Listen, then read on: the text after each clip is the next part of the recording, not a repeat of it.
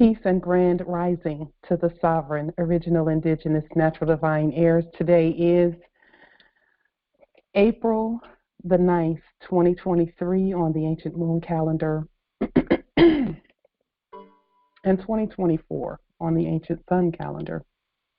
All rise and stand and remain standing into perpetuity. This is a sovereign living ancient Article 3. Moorish American, Al-Moroccan Universal Court action. We are the Sovereign Living Justices. I am Sovereign Living Justice Pauline Denise Ritchie. My free chosen sovereign appellation is Light Tajiri Bay. All are in capitis diminution nolo in red ink, in propria persona sui juris, in proprio solo, and in proprio heredes. All Moors are the original indigenous, sovereign, ancient, Al-Moroccan, Moorish American ascendants of the great pharaohs of Kemet and of the ancient Moabites and Canaanites. Our full faith and trust, our allegiance, our credit, and our energy are hereby vested in ourselves, for we are the people who are the original indigenous, natural, divine, sovereign, ancient empire state for Morocco. We're the de jure Moorish National Republic federal government. We are ancient Washington District for Columbia. We're the Universal Moorish American Consulate and the Earth-wide Article 3 Moorish American Consular Court. Today we are executing and exercising the law by our sovereign status, which is the original indigenous, natural, divine, sovereign, ancient Article 3 living United States District for Columbia Court. And we are the sovereign fiduciaries, creditors, executors, trustees, ministers, possessors, and titled beneficiaries for this cause for action. We are peace. We are one nation, one state, one empire, and one God. We hereby recognize ourselves and accept our sovereign ascension. We have issued a universal creditor's bill for possession and custody over all land, all natural resources, all commerce, and all other property. We, the one true God nation, exercise all eternal, ancient, original, sovereign rights at this time and at all points in time, nunc pro tunc.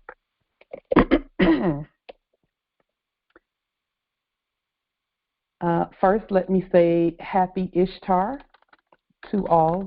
Today is the day that we celebrate the abundance of our great nation, the fertility of our great nation, and the succession plan that we have in place by way of our heirs, and our ability to create. That is what Ishtar Day is all about. We do use the rabbit and their super quick reproductive capacity as a symbol for today. And then the fertility of the matriarch and her eggs is also part of the celebration for Ishtar Day. And for that we're grateful. And then we use all of the beautiful colors to honor the diversity that comes from the womb of the matriarch, Islam. And for that we're grateful, very, very grateful. Having said that, this past Friday, our Grand Sheikh Taj Tariq Bey spoke at House of Reawakening Minds regarding, of course, national issues. And some of the things that he stated, I just want to affirm and reiterate, because it's really important that we all speak with one voice. And I wanted to point out a couple of things that I found very interesting in some of the information that he brought out. He quoted a previous quote from the previous era by John D. Rockefeller and Frederick T. Gates Roman Curia General Education Board. He quoted from the philosophy page, General Education Board, Occasional Papers #1, The Country School of Tomorrow, GEB, New York, circa 1913, and it stated this as follows. And this is what the colonial, and I put that in air quotes because today they're subjects, but the colonial foreigners, this is something that they stated that I found very interesting, especially with regard to the things that we do by restating everything. Okay? And when we restate everything, then it becomes law because of the letters and who's doing the writing. But their plan was the following. It says, in their dreams, and these are the colonizers speaking, in their dreams, they have limitless resources. And believe me, it's only in their dreams. We're the limitless resources, sources rather, of resources. It says, in their dreams, they have limitless resources, and the people yield themselves with perfect docility to their molding hands. The present educational conventions fade from their minds, and unhampered by tradition, they worked their own good will upon a grateful and responsive rural folk. They said, they shall not try to make of these people or any of their children into philosophers or men of learning or men of science. They said that they have not to raise up from among them authors, editors, poets, or men of letters. And I'll put the link to that video,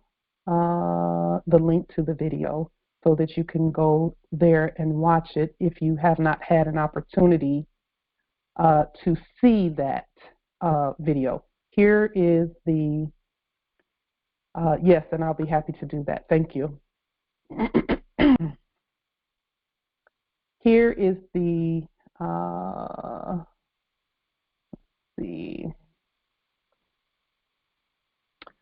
and here's that in writing if you just wanted to see it on the screen.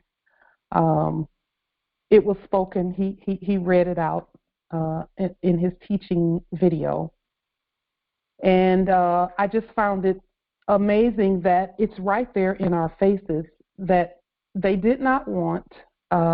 Thank you, Empress Shasha. They did not want anyone to be authors of anything or writers or men of letters. Men of letters is those who know that everything needed to be restated. So they were never going to say anything about that. That's something that we had to actually tune into the ancestors and listen for. That tells us also that they restated, and I can't even say restated, they reformed everything also.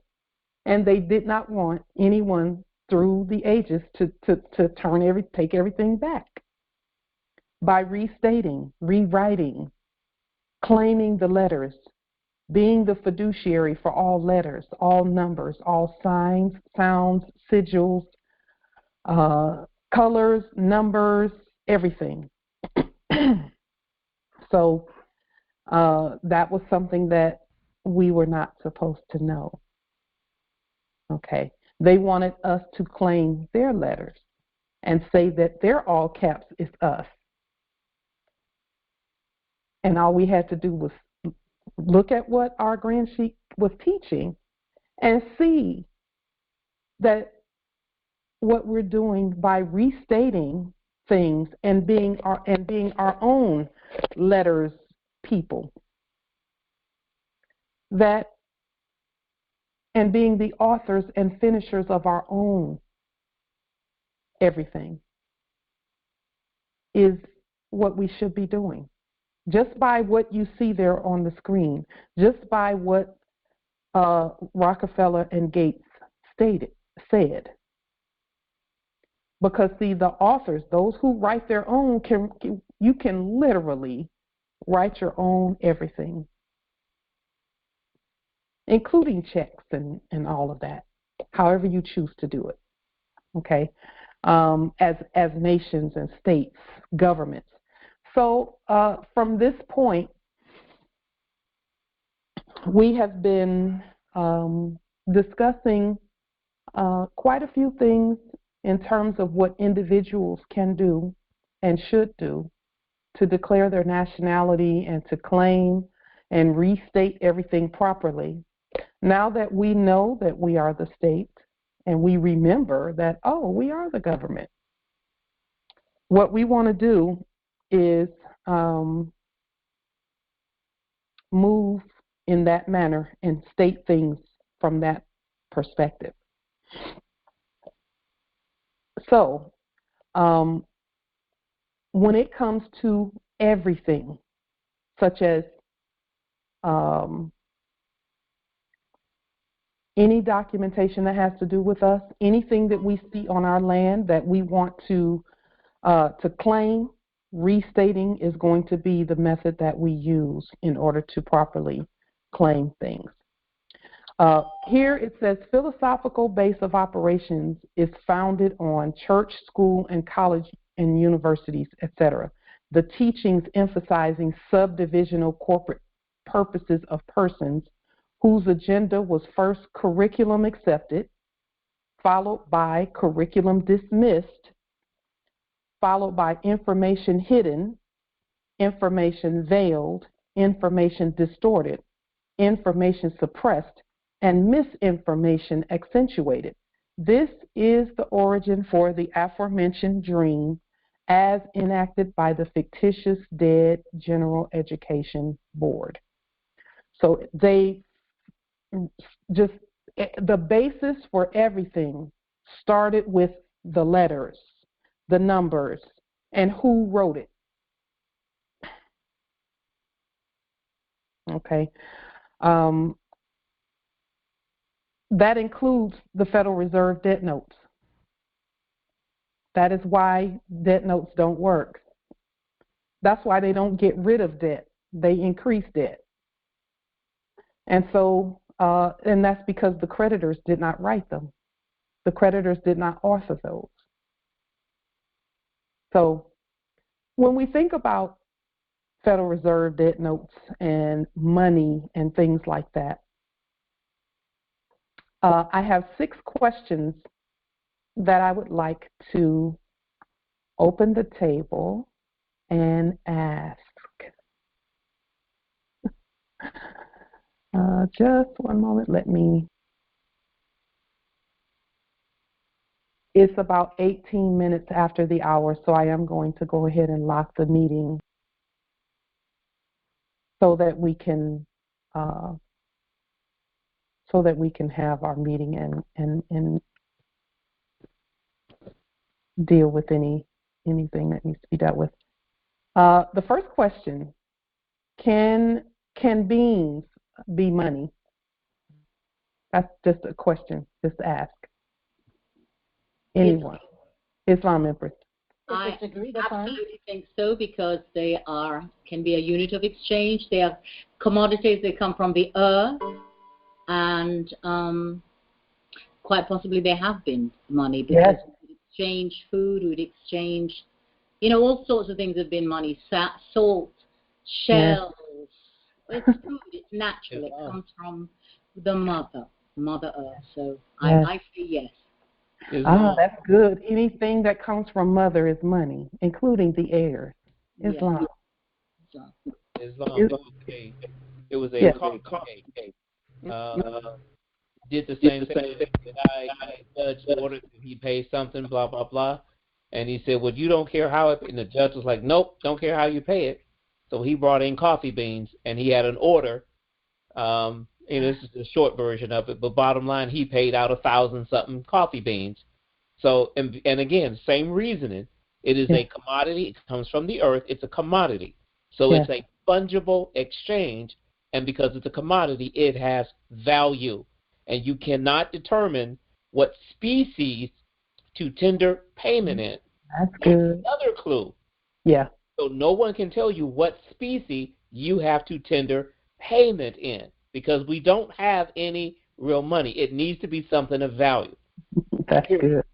There you That's go. really good. That's really good. I remember reading that case law from the 70s where the guy brought in the coffee beans and paid, and they accepted it. Okay, so the answer to that is Islam. I'd just like to make one more statement, is that they continue to reproduce. You can have them for generations. You can leave them to your ascendants.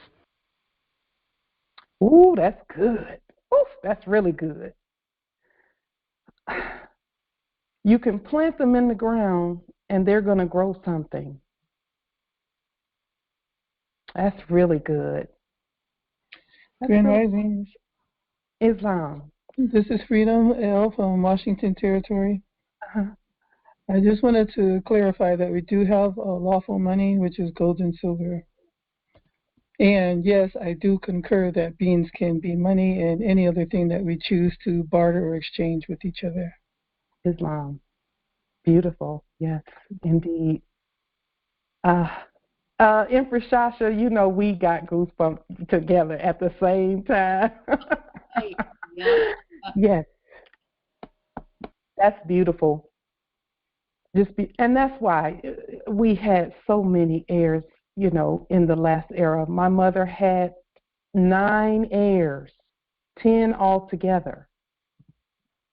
And she would not have stopped. I have my uncle, my father's brother, has 18 children by the same woman, by one woman. One. And yeah, we just keep going. We used to say we don't die, we multiply. That is so true. So yes.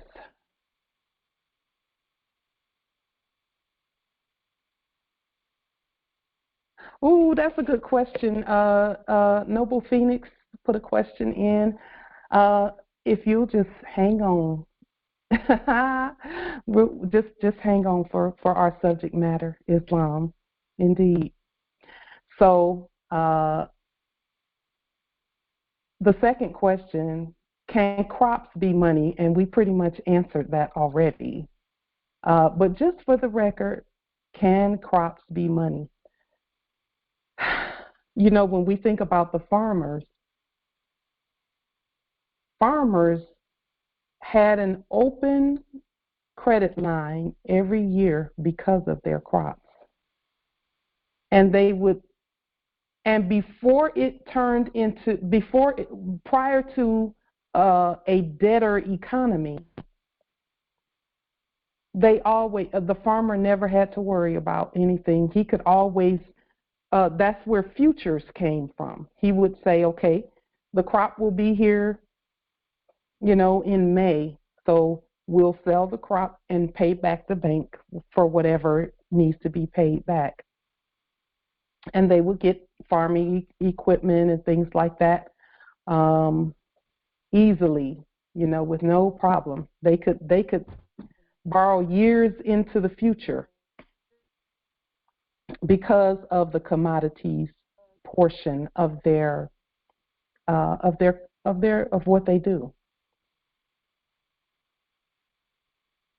So yes, indeed, Islam. I just wanted to. I agree absolutely. It's money, but I looked up crop, the word, and That's good. a noun. Old English crop, head or top of a sprout or herb, any part of a medicinal plant except the root. Also, bird's craw, the common notion is protuberance.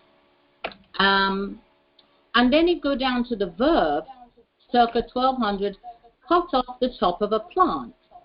So a crop, if you cut off the top, the root, is still in the ground and still producing and still living. So, you know, I just never looked at the word itself in great depth. But, I mean, that's it. It's forever. Just like the Empress said about, you know, forever coming back, forever being, forever existing. So, yeah, obviously, it's definitely money. I yield. Oh, my word.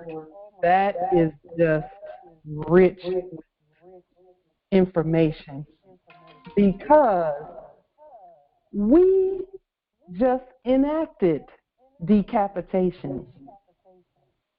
Yeah. And here we are again. And here we are again. Back again. The cycle, the circle, the life. Yes. Yes. We just enacted decapitation by the use of capital letters, someone else's capital letters. Yeah, that were on top, that had been spliced on top of the natural root. The root. Come on. Come on. Come on. Oh, my goodness. You know? That's beautiful. They called it the Buck Act. Yes. Isn't that just amazing? I mean, wow. The picture is, we are the picture. It's not powerful. Yes. But you can't, and here we are again. We just grew a new head. The right one came back. You know, I would say these things about, and this may sound off, but I'd say this about my mother, actually, whom I love dearly. She's very powerful, but I would say that my mother had put herself back together, you know, but she'd put herself back a little bit off, like she had the wrong head. Yeah. You know, and I don't mean that in a negative, if you can get that, but it's like, you know, we suffer traumas and all of those things, and we survive. We you know, there's scars and there's bits that and therein sometimes is our suffering. So sometimes you got to chop the head off and put back the right one. And They, you know, there's this book called The Many-Headed Hydra, and it's about the Moors and the switch, and that whole how we grow, we regenerate, we just keep coming back. We, no matter what they do, we just contorted and twisted, but we cannot go nowhere. Yeah. We there. So the word crop is just, wow. It's powerful. Very. Yeah. Very. Yeah. So. And that brings to mind also the mask piece of covering the head, covering the face, so that it looks like, you know, all the faces look the same and you can't tell who's who. You cannot. And who's the dead. That is exactly it. And then you get the people complicit in their own masking. Come on. So you get what I'm saying? You get to run away with the treasures. And that's really where we are. There we are. And you know what? We made it through that one. We made it through that one. We did. Yep. We did. Yep. It's on the record. It's on the record. Yes, it is. It is. And see, we need that in the book. We crop that in. You know, when I think about Empress, listen, and Moors, when I think about how that dead entity, that dead energy tried to get me locked up for 2 years, that would have covered the whole 2-year time period, wouldn't it? Would it not? And that was their aim, to shut you up. Yes. That was it. And I just wouldn't yield. I just would not yield. That's it. And that's it. And here we are. And here we are. Unmasked. Unmasked. New old crop, new ancient crop, Yes. right back. Yes, indeed. Absolutely. I just would not be quiet. And I that's wouldn't key. shut up. Voice. We have a voice for a reason. Well, look what it said. Birds cry. Yes. As in, the sound as well as the beak. Yes. And if you look back at 1915s, I think was the Spanish flu. Yes. And there are pictures of the people wearing beaks. Their masks were beaks. Yes. There are pictures. So there's that bird's cry. Yes, indeed. Yes, indeed. And that was when Prophet Noble Drew Ali was on, and that was right after 1913. All right. Yes, it was. 15. Yep. Exactly. That's why printing our own money was so important. That's another reason why. Because, see, that time period and the order of events, all we did was look at that and say, okay, let's do this, this, and this, and this, and this. Yeah. And I wasn't going to wear no mask.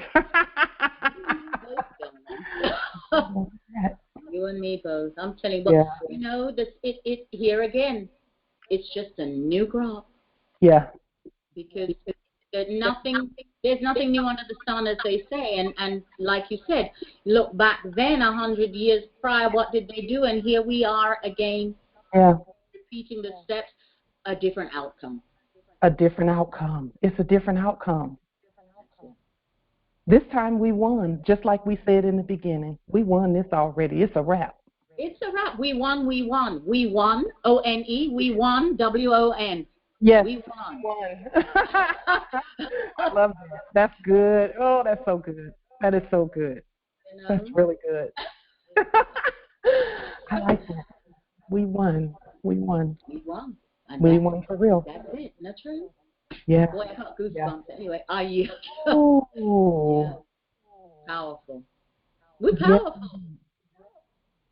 Yes, very, very, very, very, very, very deep. Yes, deep roots. Yeah. Yes. Wow. And then someone, Justice Sheikh L. Klein Bey, is saying that they were bartering with crops and recycling and carrying on. Yes. Sure. Now, yes, Empress Freedom, get ready. Yes, indeed. So let me go through these 6 questions, and then I will yield the floor for that. Islam. The third question: can paper be money? Now, that's a good question. Can paper be money? Let's see who knows how powerful they are.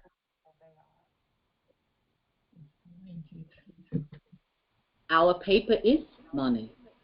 When we say it is. Absolutely. When we state that. It is. Our affidavits are money when we say they are.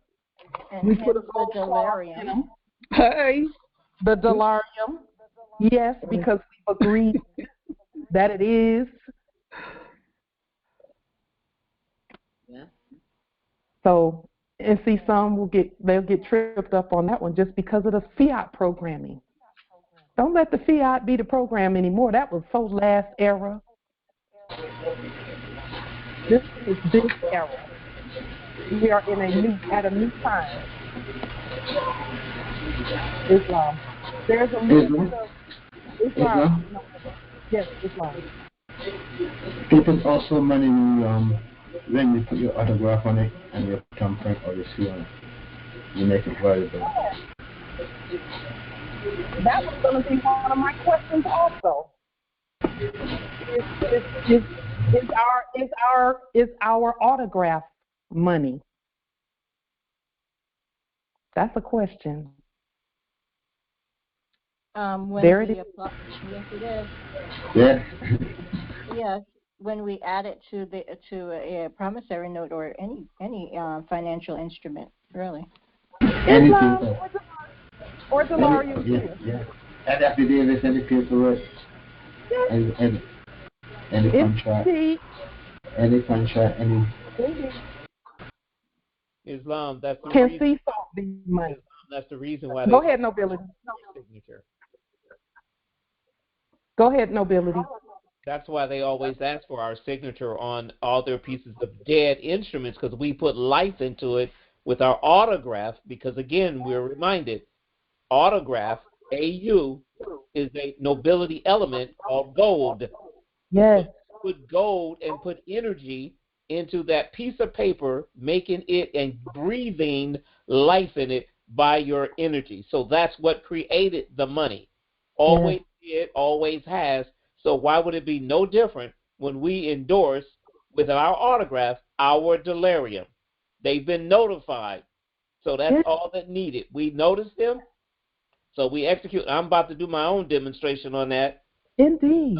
With an acquisition and with termination of some so-called debt nonsense. Indeed. Indeed. And we affirm your demonstration even before you do it. How about that? Are we money? With silver, with platinum, with everything. We're priceless. Come on. Come on. Got gold running through our veins. See, people don't even realize that AU, that element is running through it's in our body. We definitely are money. Yes, we are. Absolutely. Believe it. Islam? Yeah, Islam Empress. Whenever you're at their so-called medical facilities and they take, things from your body like blood, they sell that stuff. So yes, we are money, Islam. Yes, and they create more cures with it, okay? They create cures with that, all of our biologicals. Islam, they can even create persons, clones and things from. Yes. Which then brings them money. Yes. That's the truth. Yeah. I mean, and we go on forever. Our cells regenerate forever. Ask them about Henrietta Lacks. Yeah. Come on now. And her cells, to this day, is curing folk. Yeah. Curing people. All because her cells were alkaline. All they did was just take them from being acidic to being alkaline, and boom, cured. And that goes for anything going on with us. A good old fast and some water and some sea salt. The sea salt that's boiled down from the water, because then you know it doesn't have glass and sand in it. Because, see, table salt has glass and sand and salt. It's a mixture of those three. And that's why people have problems with when they use table salt as opposed to sea salt, natural sea salt, natural. The Islam, the table salt that they sell is actually the waste after they have taken the salt, created, harvested the salt. They then process it, take out all the nutrients, and do whatever they're doing. Then they take the waste and put in this glass and all the other things and sell that back to the people as salt. Yep, until we get out there and go out to the nearest salty body of water and pull that water, take it home and boil it all the way down, and you'll have salt left. But it's not really salt. I mean, it tastes salty, but it's really minerals, natural minerals. And that's it in its holistic, in its whole state. I do the same now, since I just go down there, get my little bottle and do it. And it's a simple process. It really is. That's what. Yes, it is a simple process. It takes hours to do it, but it's worth it. But it is worth it. Right, because you know what you're ingesting. And I don't really use salt, to be honest, and I certainly didn't before. But now I do it in the water, and I'll use it for certain things. And it's such a wonderful thing to know exactly what you're putting in your body, where it came from, and then to have been part and parcel of bringing it together. Do you get what I'm saying? I mean, you do it. You do it. Yeah, I love that. I love that because I can look at it and say, I know what's in here. Yes. Yeah. And I will tell you that if you want your body to be alkaline in 24 hours or less, sea salt, castor oil, and water. You're done. Your body will be clean. Your system, it cleans out. That's some instant cleaning right there. I know the castor oil. In fact, all of those are in my yard. Every one of those is right in my yard. You know how rich, well, we are. Yes, indeed. You know, so, and that's just coming up from nature. So it's, I yield. We just have to know how to get it, and we can tell each other that by doing a little lab work, Yeah. So, and all of us live near a body of salt water somewhere. It doesn't even matter where you are. There's some salt water somewhere nearby that you can boil down. So, can we create money? Always. Sovereign Islam. Yes, sovereign to create anything. Yes. So why are we suffering? Lack of knowledge. Come on, sister, teach. There it is. Yeah. Lack of knowledge, but you know what, Empress? We know now. It's not fear. Fear. Being fear and scared. Yeah. Islam. Still feeling trapped being feeling trapped to part of still feeling part of the system. So you don't remove it, you don't want to lose things that you have in the system, so being feared is the concept of stopping people from progressing going forward. Fearing to lose things that the corporation have for them. Fear to lose their pension, fear to lose all this stuff. So fear is the main key. Yeah. Islam. Lack for the fear of application for knowledge. Yeah.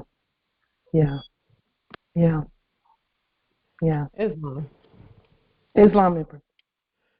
Also, we've been trying to honor our mothers and our foremothers and forefathers who said gold and silver was the money.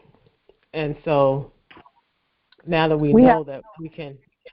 Yeah, go ahead.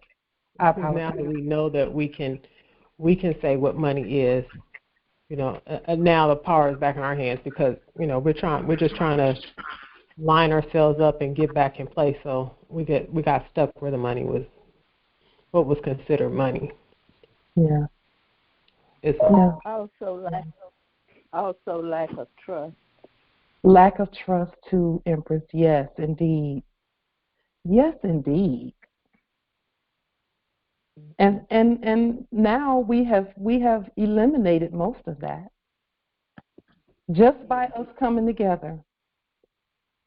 We've eliminated a great deal of that. A great deal of that.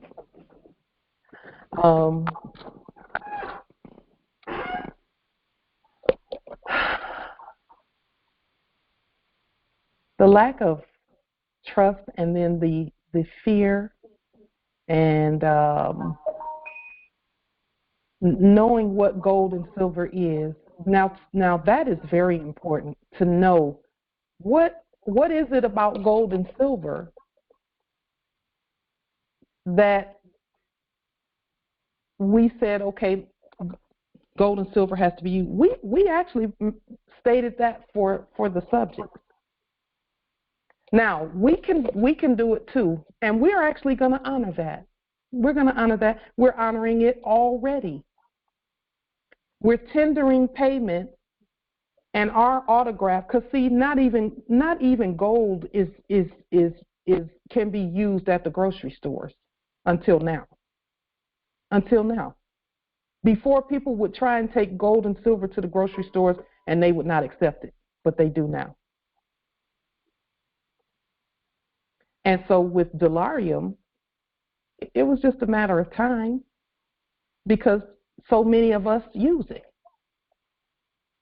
Even if it's just sending a donation to us in Dolarium, because that's all we only accept Dolarium, gold, and silver, and really not even silver, just gold and Dolarium for our for the things that we do. You know, but we had to get our, you know, do the study. Really, anything we create is a source. We're the only beings who create other sources. Whenever other beings create, they may create a resource, but we create original sources every time. Every time. As long as we authored it and we wrote it, it is so. Indeed.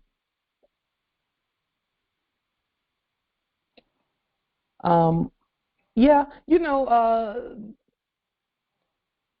I'm wondering, Empress, this is Freedom Mill, if we could create gold certificates in the same way that as long as what the certificate is backed by our gold, like a bond? Actually, Dolarium is gold receipts. Okay. It's the receipt for the gold that we have in our treasury. Okay. Yeah. You just have to write it on there if you want to. You know, when you autograph it, then just write gold receipt. Okay. So, yeah. I mean, we could print it on there. We could print this is a gold receipt. However we choose to do it. It can be a voucher, a coupon, a check, or cash. For those who want to do things according to promissory notes, they can do that. You know, if you want to write promissory note on there, but it's not really a promissory note if you're paying right then. Right. So, you know, there's room for all of that. This part is a good segue into my story if you're done. Oh, sure. Go ahead. Okay. Yeah. Can we create money? So this Islam to everyone. This is Empress Freedom from Auburn, Washington Territory. So in my demonstrations last year, I decided that I was going to start using the A4V process to pay our bills, quote unquote, our bills. And so I did Puget Sound Energy, which is our electric company, and they kept writing back and saying, we do not accept this type of payment. And, you know, I had written back and forth with them a couple of times, but it's been a year past and I hadn't paid the bill, and the bill had gotten up to about $4,000, over $4,000. And I did a conditional acceptance when it was around, I would say around 15. I did a conditional acceptance on it last year. And then they stopped sending me shut-off notices, and the lights never went off. I didn't know what to do after the conditional acceptance, and I didn't even know it was a lien until Empress Light told me it was an actual lien. So I didn't know what to do, so I just left it like that, thinking one day, you know, I'm going to figure out what to do next. So this week, early in the morning, they came and put a shut-off notice on our door. And I've been up since 7 o'clock in the morning, and I was like, I didn't think that it was because, you know, I didn't pay. I just figured, you know, something in the neighborhood happened, you know. So I woke up my consort and I said, honey, I said, you know, the lights went out. And so he said, oh, he got the notice off the door the day before, and it gave us 24 hours to pay, or they were going to turn it off. So he said, well, maybe, they shut it off. And I was like, oh, no, they couldn't have. They gave us 24 hours. So in that 24 hours, I got busy. I got a lot of paperwork done that I never thought I could do before. I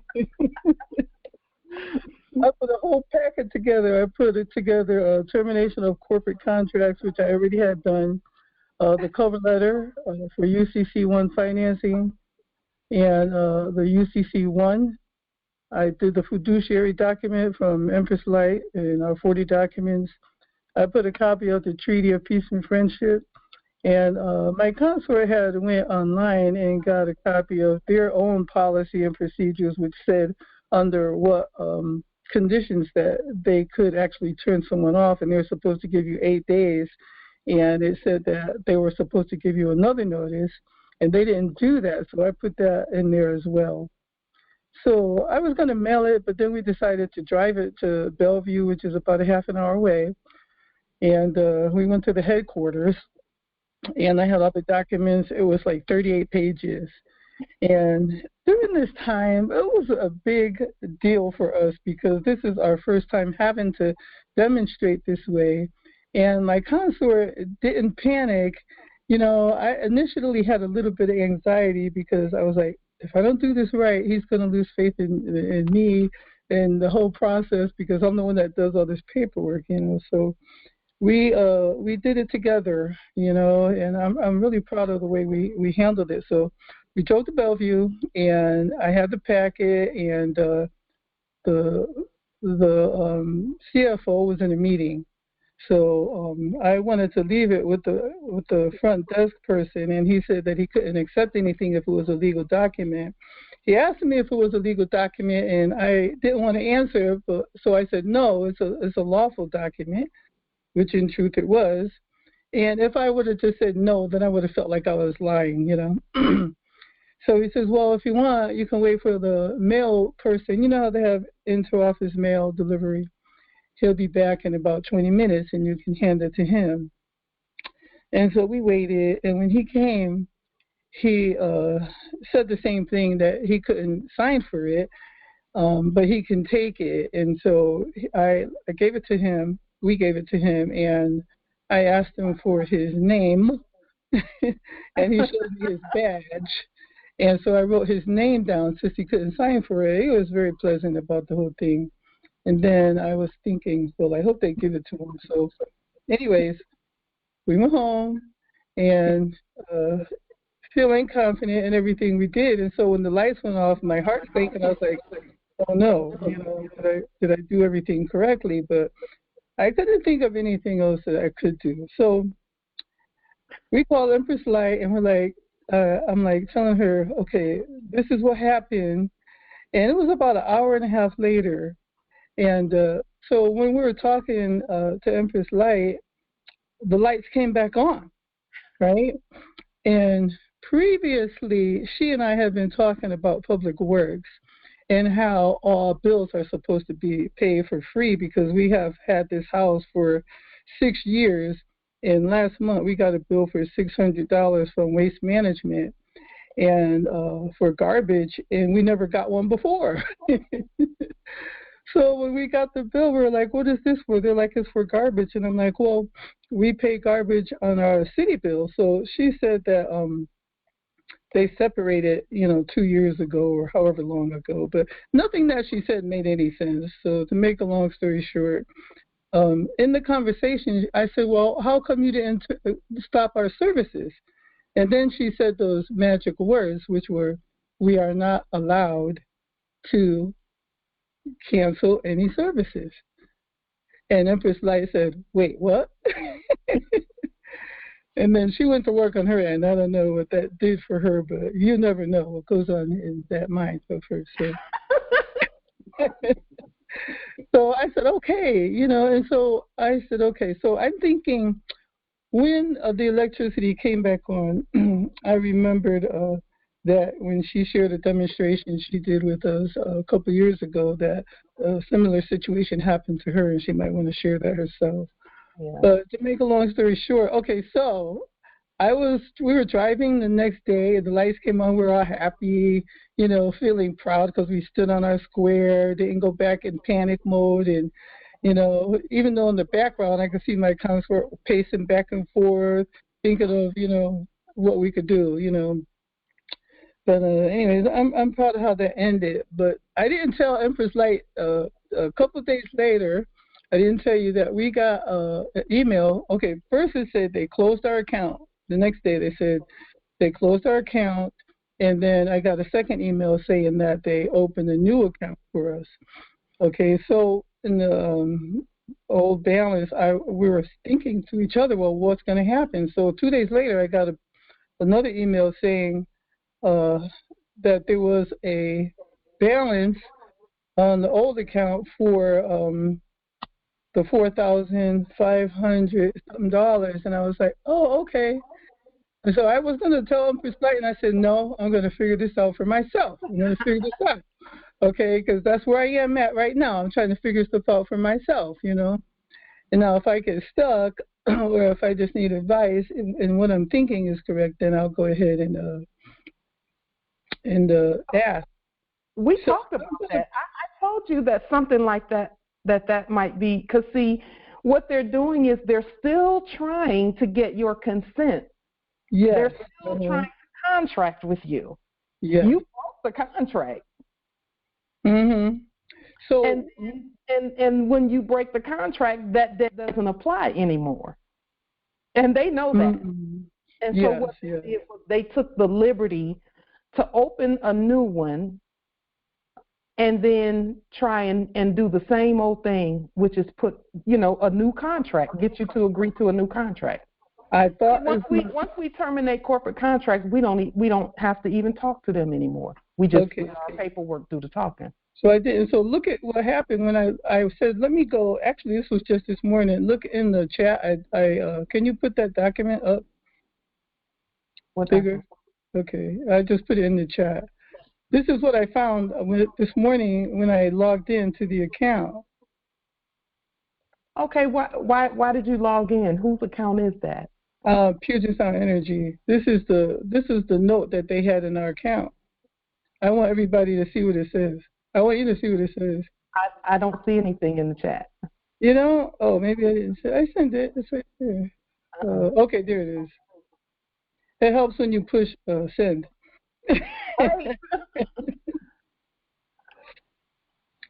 And this is the catch right here. I was like, man, this is a game. This is really a game. Yeah. And you just have to know how to play it. Yeah, you do.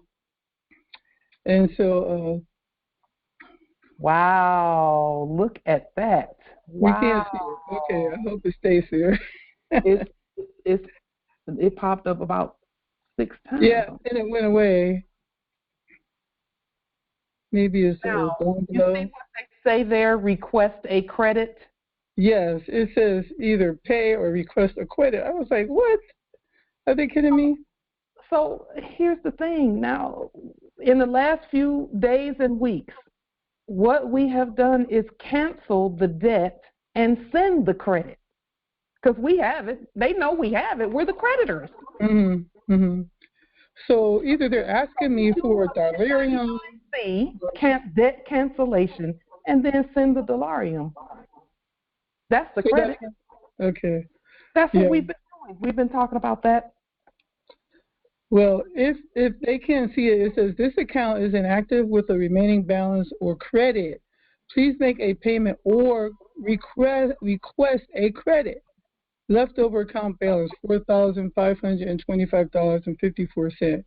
And you get to determine whether that's a credit or a payment. You get to determine that. Mm-hmm.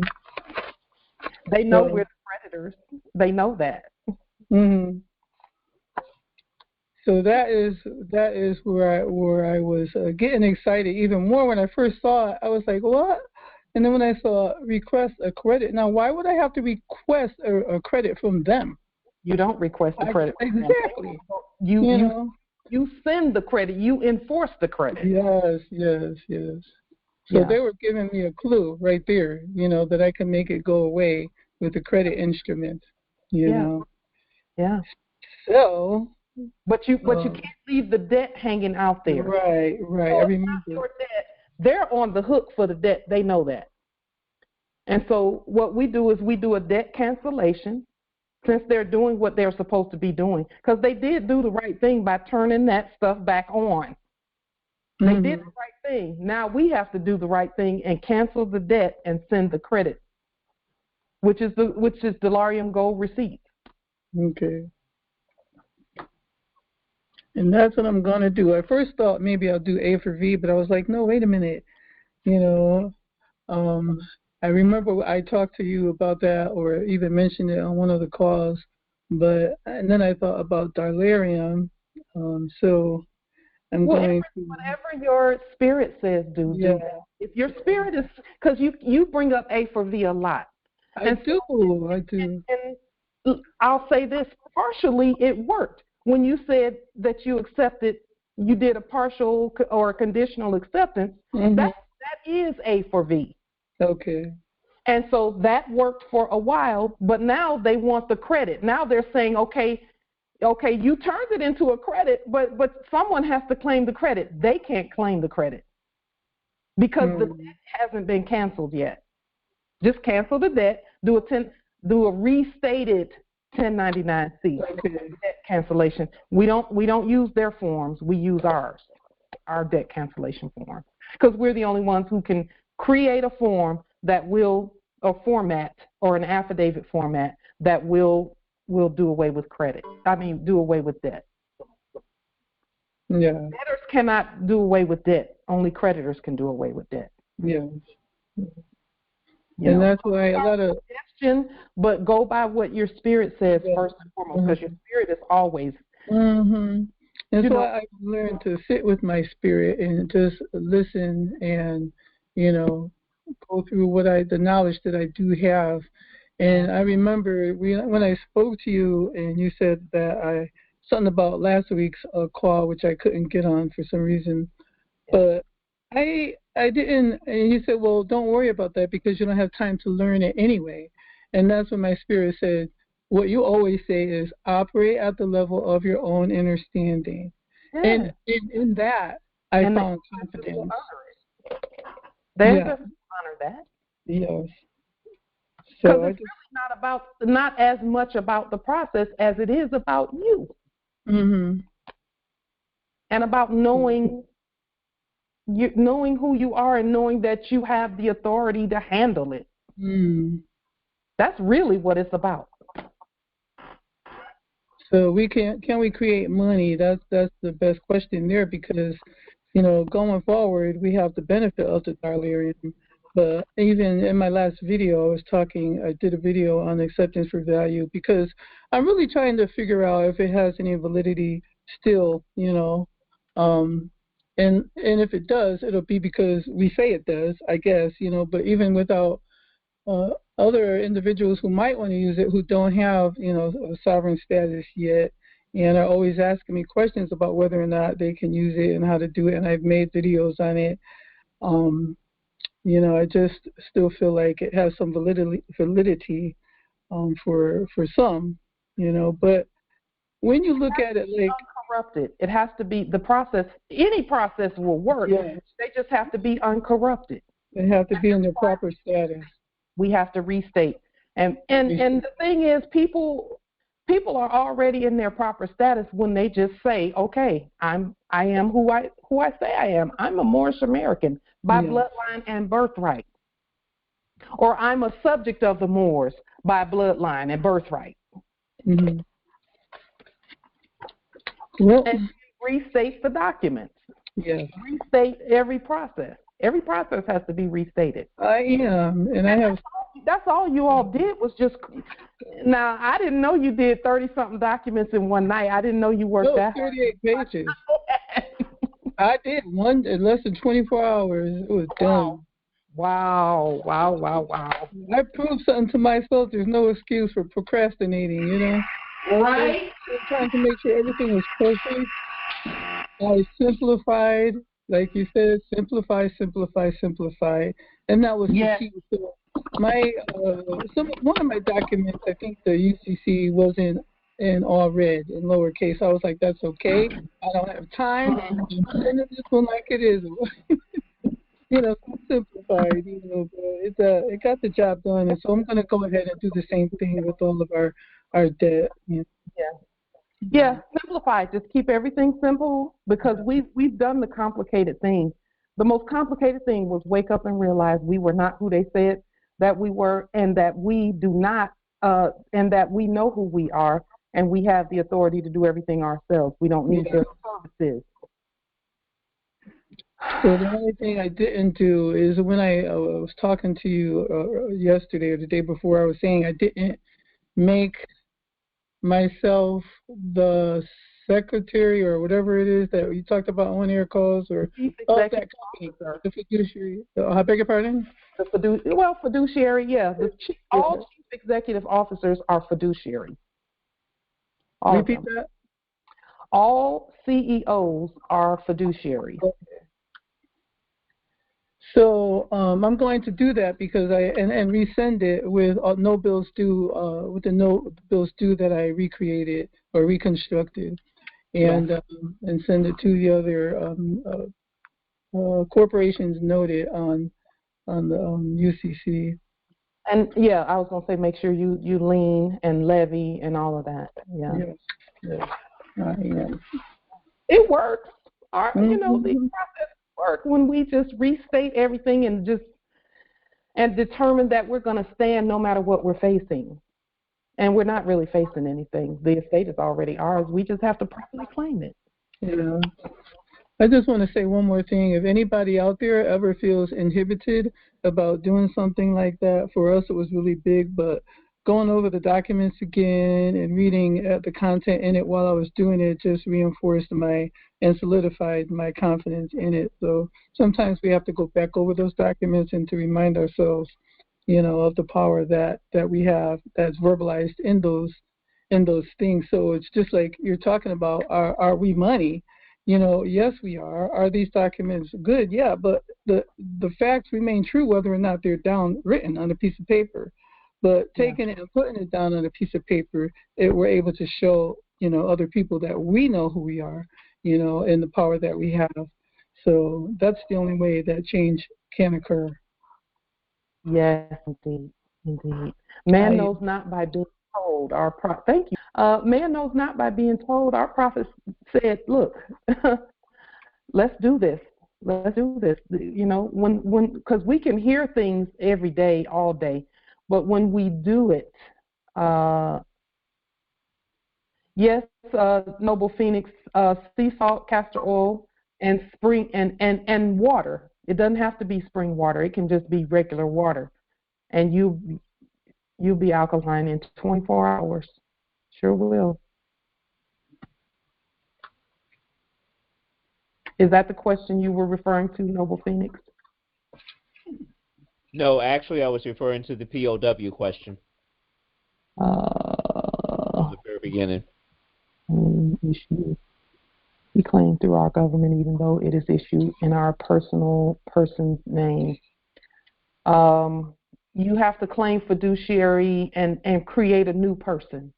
You have to put the old person on the altar and claim the new person, which is the sovereign-born appellation that your mother gave you, in all capital letters, in capitis diminutio minima, which is the first letter capitalized and the rest lowercase, and in all lowercase letters. Islam? And claiming it through our government is the absolute, yes, correct way to do it, because you can't claim it any other way. You don't want to claim a dead corpse. You want to claim the living person, natural person. And that would be styled when we're writing it in all lowercase? All three. On the fiduciary document, it's all three. It's all capitalized. It's in capitis diminutio minima, which is just the first letter capitalized. And then also claim it all three ways, and then in all lowercase letters too. But the one that you're interested in is the only one that they were using, which was the all caps. That is correct. Correct. And so you claim that one, and you claim all three, but you're not claiming anything that they created. you're literally creating a new man, a person. Yeah. A living, natural person. Okay. All right. And now, was that the fiduciary document says? Documents that is that in we the, showed last week, or that we showed on Thursday, this past Thursday, the fiduciary document. Okay. Thank you.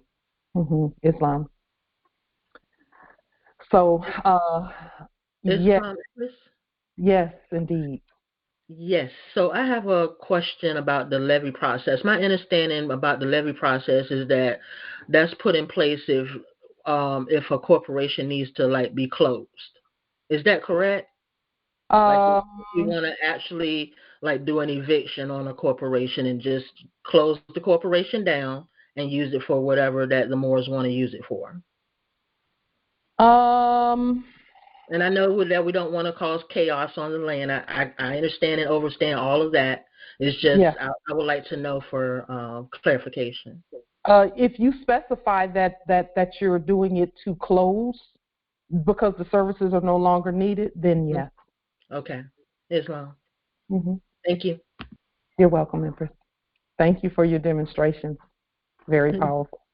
Thank you. Mary. The meeting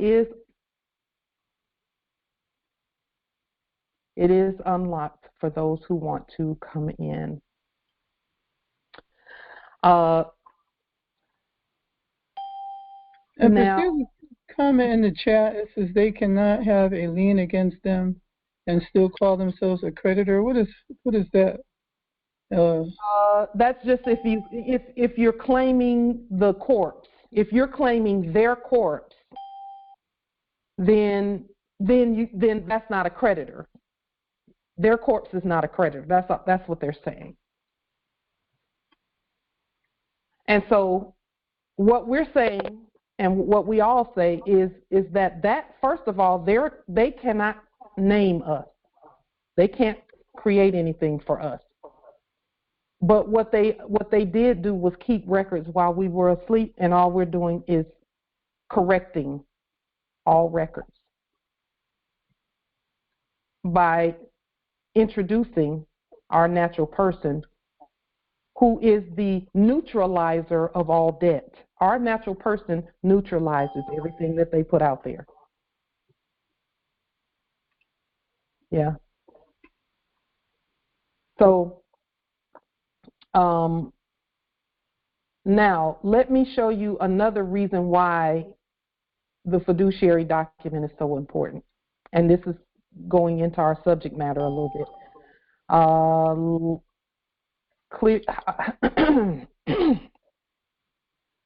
How do we clear false arrest records? That's a great question, Justice Malik. The answer to that question is this.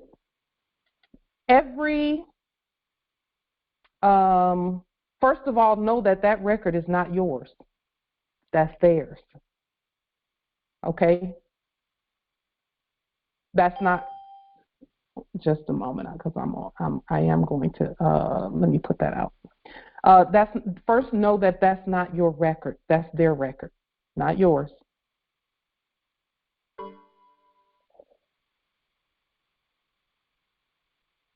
Just a moment.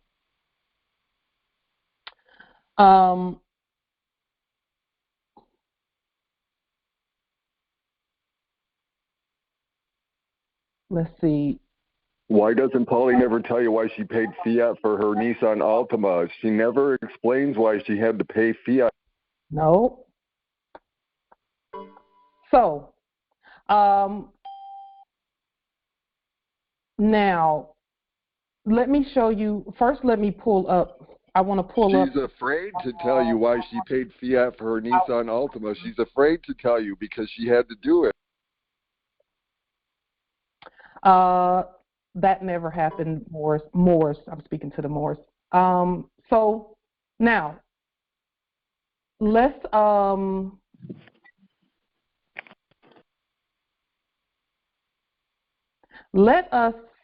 me show you why it's important for us to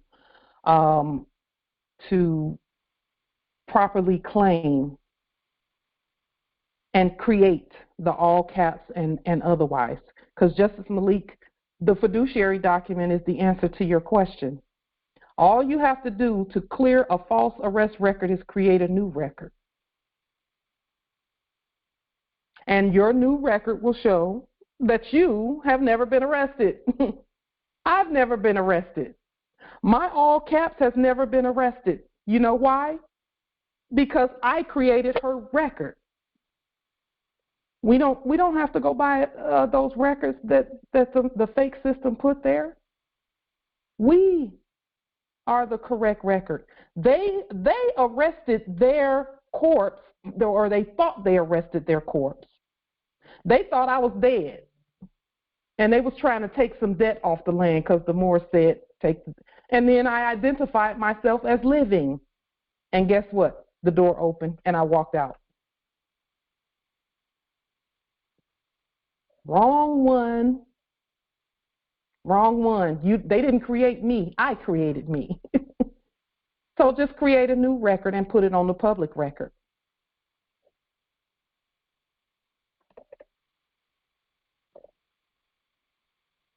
That's what we're doing with everything else. We're doing that with the birth certificate. Restate your record. And because in reality, they mistook you. That's why identifying ourselves is so important. They mistook you for a dead corpse. And when you said, I'm not dead, I'm alive, what did they do? Let you go.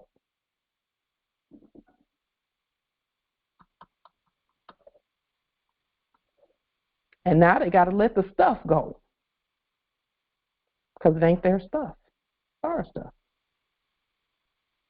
Restate it and put it on the public record. Because it's going to be filled with lies anyway. You're not dead. None of us are dead. We're alive. We proved that. We keep proving that. Create another record. See what the record looks like. Speak from your court and say, all of this stuff is dismissed or false or whatever. And I wouldn't even say dismissed because that would validate that it was there in the first place. I have a very clean, clear, pristine record. And then think about this. Let's take that a step further. Where debt is concerned, you got a clean record too because the debt was never yours. And a quote-unquote false arrest and all of that, that wasn't yours. That wasn't you. They were looking for their corpse because we told them to take their debt and go somewhere with it. They were looking for a corpse. And so now what do? We just say, okay, we're the creditors. Let's take this a step further. Here, 1099-C. Because we don't do debt on our land. And that's how you deal with false records, period, because it's all coming from someplace pretending to be a court. All you have to do is be the real court because we are the real court.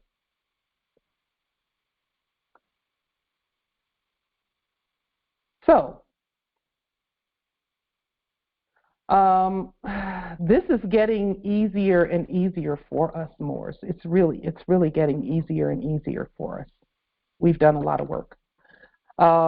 Now, to the nations and to the Moors, we want to show another. Again, let me pull up this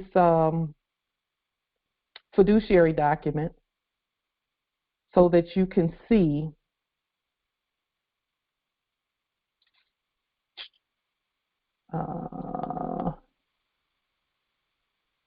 Here's the fiduciary document from Noble Phoenix, Justice Malik, and everyone who's concerned about things like debt and things like that. This fiduciary document, Empire State of Morocco fiduciary, it starts with it is written in ancient English, and it's my understanding that Someone, okay, thank you.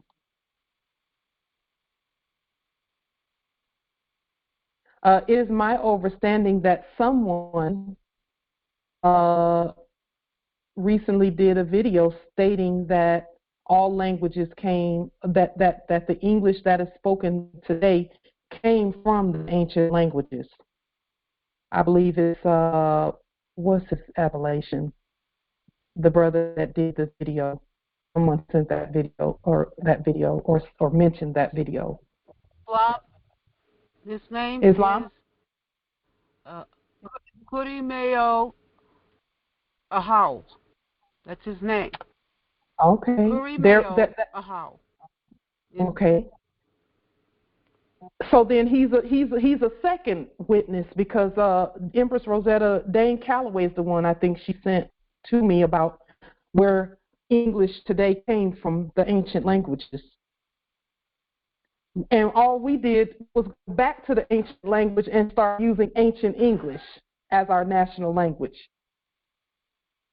So they're affirming what we've been stating about our language, about our national language. Dane Calloway is what Empress Rosetta put in the chat. And then the other brother too, Empress Cynthia, he does a lot of great work regarding the Moors, the one that you mentioned. So this document is written in ancient English, but of course we can all read it because it's phonetically written. We are the fiduciaries for all land, all natural resources, all commerce. Specifically, we are the fiduciaries for all fonts, monochrome or otherwise, and all contracts, agreements, treaties, constitutions, and all other documents, regardless of the resulting sensation that the eye manifests. Because what we see is a manifestation coming through our eye gate when we see the colors of letters and whether they're capitalized or not capitalized. And then what we did is we added some more fiduciary responsibilities here, affidavits for credence, advice, mark and reprisal, patent, testamentary, bills of attainder, international bills of exchange, all other judicial banking affidavits. And then what we did was we listed the numbers and letters and all integers in between, in any sequence, in all monochromes, styles, and fonts beyond infinity. And we just listed all of that, and all punctuation in all dialects and languages. And then Justice Noble Phoenix, as you can see here, I created this anew. Pauline Ritchie in all capital letters, Pauline Ritchie in capitis diminution minima, Pauline Denise Ritchie in all agents, principals, heirs, and signs in black monochrome font and in all fonts, tones, and styles. And then I did it in blue. I did it for the United States, and this should be United States for America. I'm so glad we can change our stuff whenever we get ready. Let's see. And I also did it for Pauline Denise Ritchie and for Light Tajiri Bay. And see, when we say in capitis diminution minima, media, and maxima in all fonts, I did it in red for both Pauline Denise Ritchie and Light Tajiri Bay, in purple, in blue for the post office and all, and then I quoted Job, the 32nd chapter, verses 21 and 22, which states that we do not accept any man's person, neither do we give flattering titles unto man. For we know not to give flattering titles. And in the Biblios, it says, for if you give flattering titles, then your maker will take you away. So we changed the scripture and said, therefore the maker of false titles is hereby bound and cast into the sea for eternity, never to rise again. And then we referenced Federal Rules for Civil Procedure Title 4, Rules 17 and 18 that talk about the identity of the person, minor or incompetent person, and it talks about who can present on behalf of a minor or an incompetent person. And the all caps is minor or incompetent. If people think that the all caps is them, that's considered an incompetent.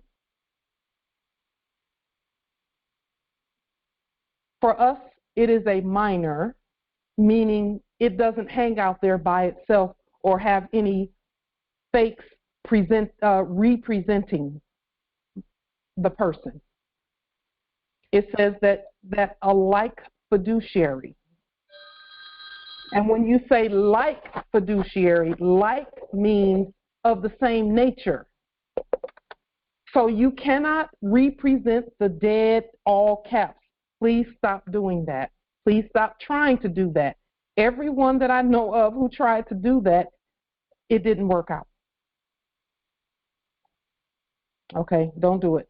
Because you don't want to try and take a corpse out of the casket and carry it around to get benefits when that's a dead corpse.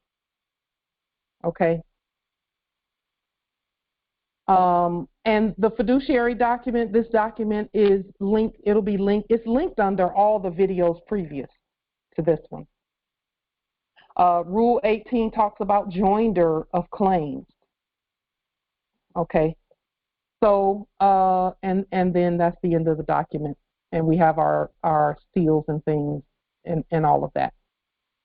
So now let me tell you why this document, and I'll show you why this document is so important.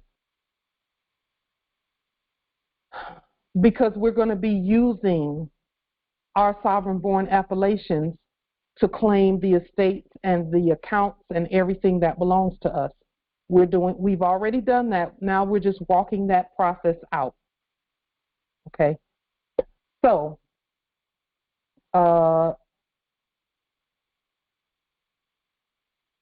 another reason why we want to ensure that the sovereign-born appellation that your mother gave you is what you claim as well. Now, again, I claim like Tajiri Bay because that was my creation, and then my mother gave me Pauline, and actually my grand matriarch gave me that because she was Pauline as well.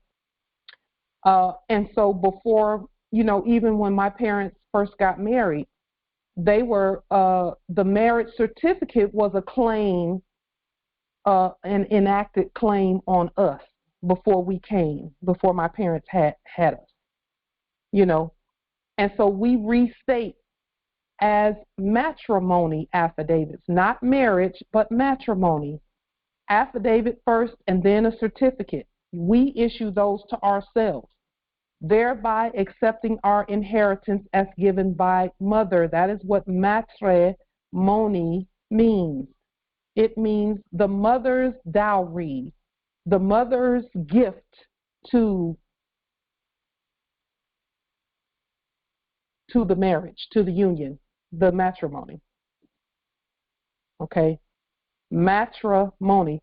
In our culture, the mother of the bride would always give, because see, every bride came with a dowry. Every bride. When we came, we brought the money, the riches, the wealth to the marriage. And then the husband would be the one who rightfully did things in business. We would issue him a little bit and he would go and multiply that in business. We would give him the business loan first. And he would bring back to the family even more by multiplying the talents that we gave him.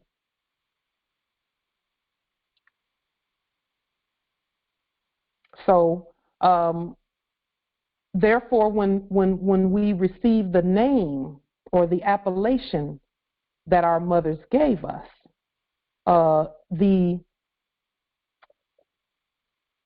My mother's maiden name is my title of nobility also. Now, again, I am like Tajiri Bey. We write and enforce law. We will always have those titles. Always. They don't belong to anyone but us. So I'm not saying do away with that title. Keep it. We use those. So we don't need them. We desire them. We will to be in alignment with our ancient foremothers and forefathers. Pauline Denise Ritchie, just like our prophet said that don't throw away the names. Don't throw them away because you have an estate in those names. That's true, but the name has to be restated by you according to your nationality. So now, Empress, how do we undo the documents that we did in the system using their forms? Restate the forms. That's and it. Do we have to say in the form that we're canceling the other one, or just restate it and send it? Restate it and send it. Okay. Because whatever is the latest thing on the record is going to be the one they go by. Okay. Thank you. And you can always put one sentence in there that says, this supersedes all others. Oh, great.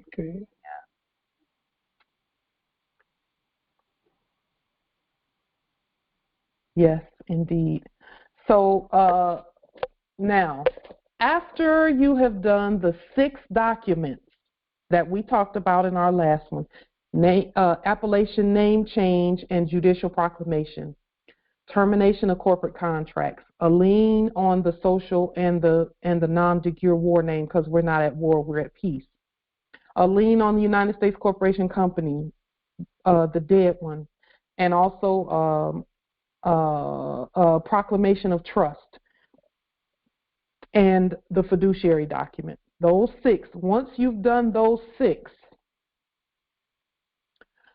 the next step is going to be demonstrating always demonstrating your status, and many other things that we've done.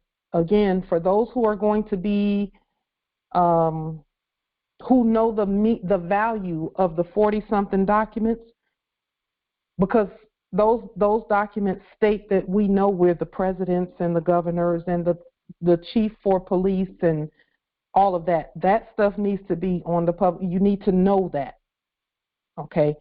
And then once you've done that, and I would say do these 6 first, and you can do those documents or not do them. The 40-something documents is in addition to your nationality and these 6. Okay. For those who will be operating at higher levels of authority, and the reason I say higher levels of authority, we all have the same authority. It's where you're going to be operating, what you're going to be operating to do.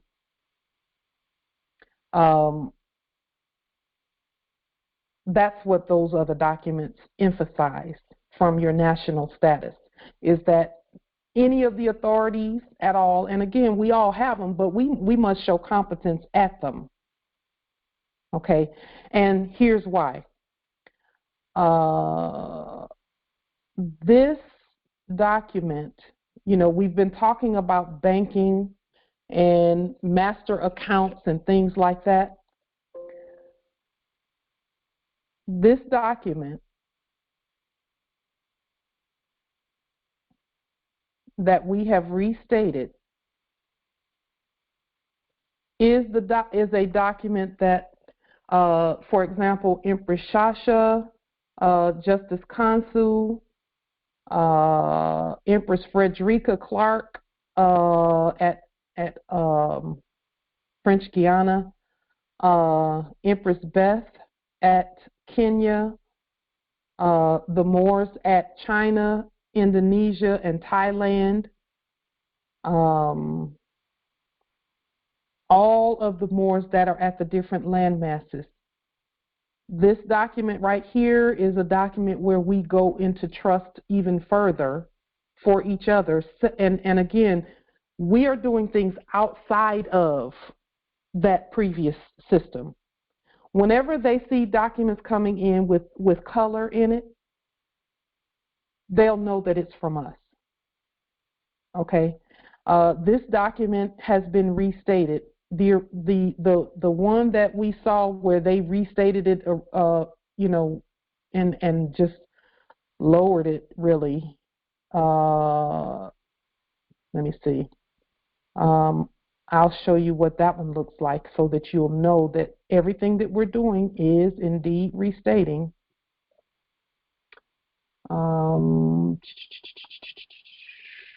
Let's see.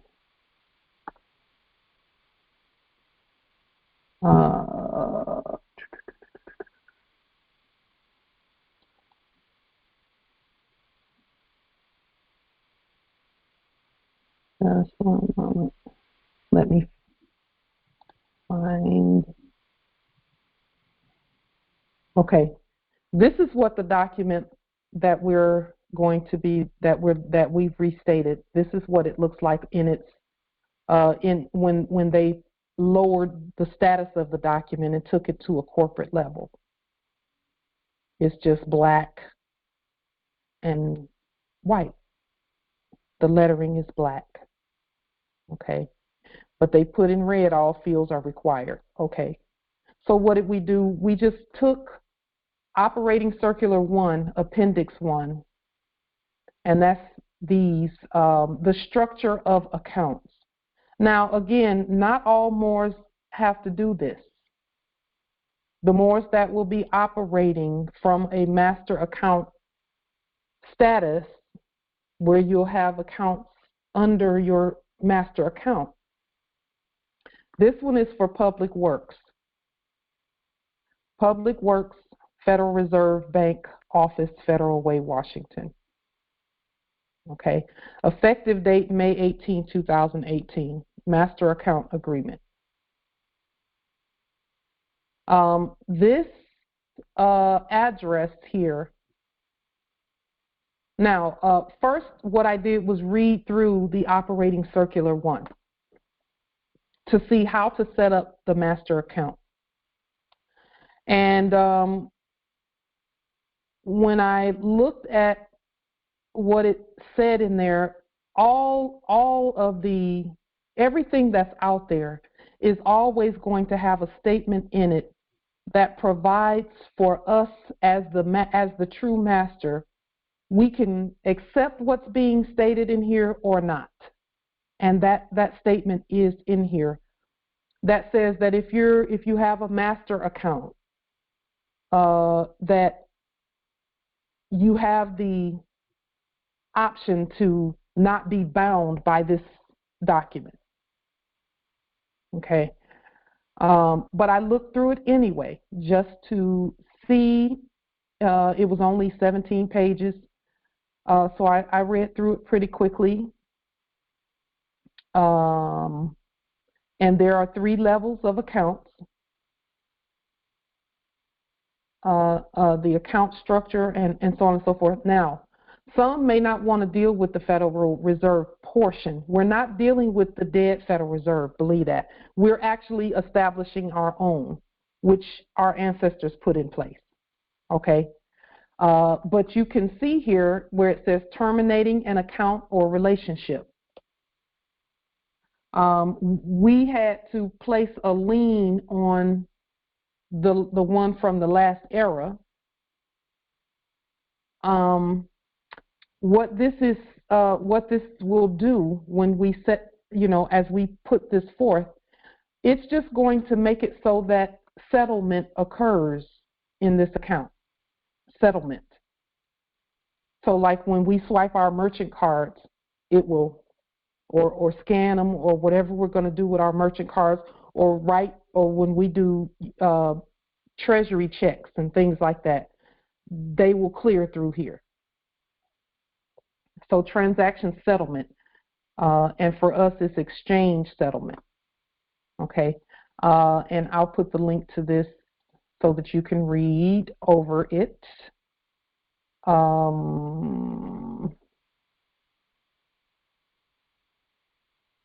And this is this operating circular 1 appendix. Now, so this is what theirs is, just a one-page document to set everything up.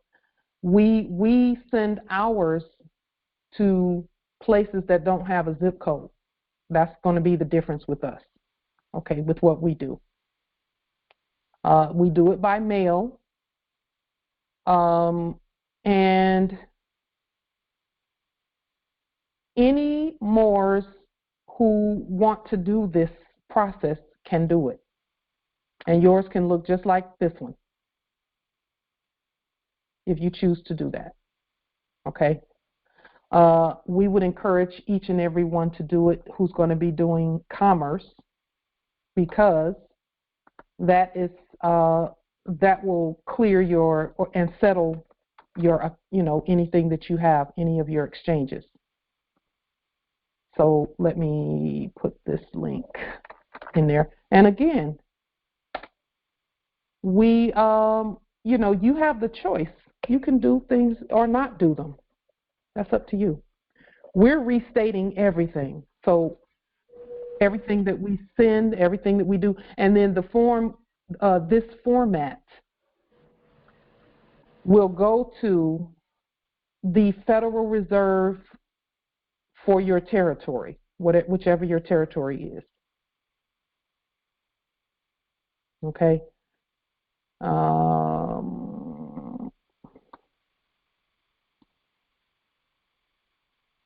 And then for those who want to, I'm not going to give the link to this document. I'll just provide a link for this document. In fact, I guess probably I should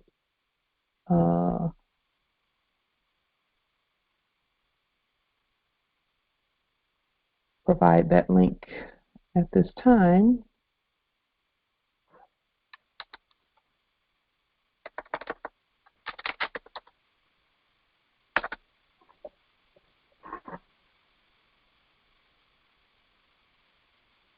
I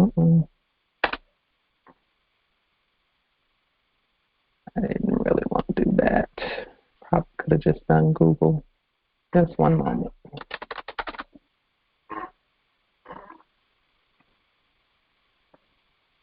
And what we're doing is especially for those who are merchants, who are Moorish merchants.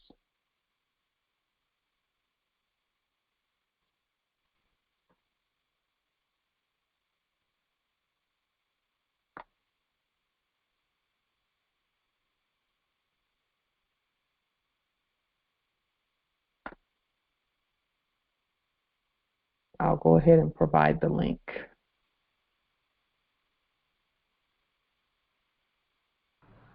Islam. Just to clear up a thing or two for me. Could you just speak to relationship between that Federal Reserve and the Treasury? I noticed it had United States as the financial institution.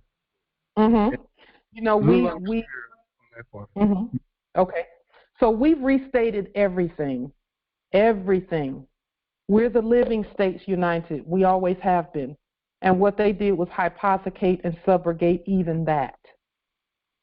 So what we're doing is restating everything. The relationship between the Treasury and the Federal Reserve is such that now we can go straight to the Treasury, which is really what we're doing. We don't have any fiduciaries or anyone acting as trustees. We're doing all of it ourselves.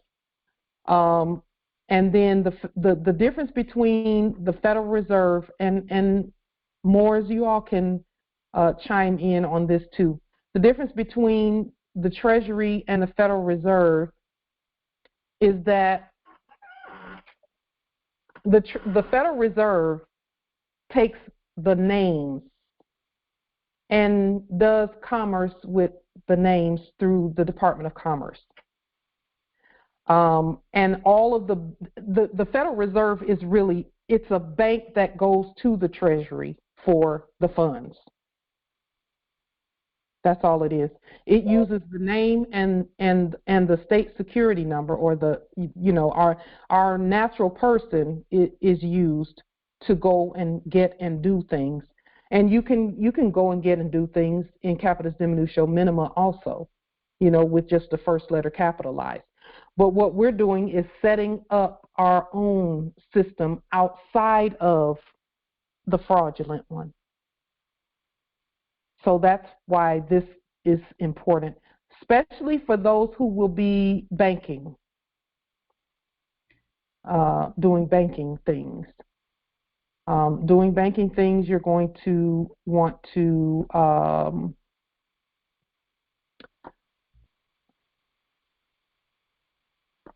just one moment. The Treasury is the money. The Federal Reserve is the name and the social and the birth certificate and all of that together. Empress. Islam. Thank you so much for sharing this. It's very helpful. So some of what I've been studying, and I can't confirm it, but it's from reliable sources, more than one source, indicates that there's a difference between, you know, like you said, a difference between the U.S. Treasury and the Federal Reserve, but also the Department of Treasury is different than the U.S. Treasury. Yeah. And U.S. Treasury is actually backed by the coinage. So, for instance, when we had the plan, you know, I don't want to say the whole thing, but remember how it was put out there that there was a shortage of coins? Yeah, so part of that was the folks responsible then were trying to collect the coinage to be able to have the proper backing for the U.S. Treasury, which is different than the Department of.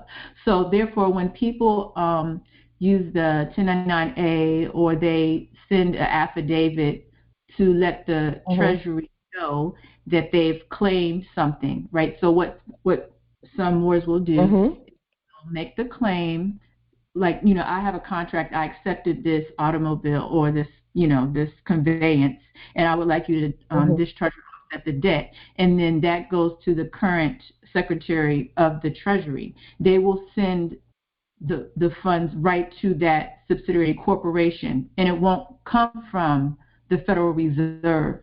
See, so we're actually helping to reduce the debt when we send notification and command to the Secretary of the Treasury to discharge and offset, versus when we're using Federal Reserve notes, that actually increases the debt, because as Federal Reserve, a note is a promise to pay in the future, right? So that is just something that kind of stands out from what I've heard about the difference between the three. Okay, so that's good information, Empress. So here's where we split with the past, with the era, the last era. Okay. All we're doing is building the mechanism that supports the debt cancellation that we're doing, because we're canceling all debt. And then we send Dolarium as the payment. Okay.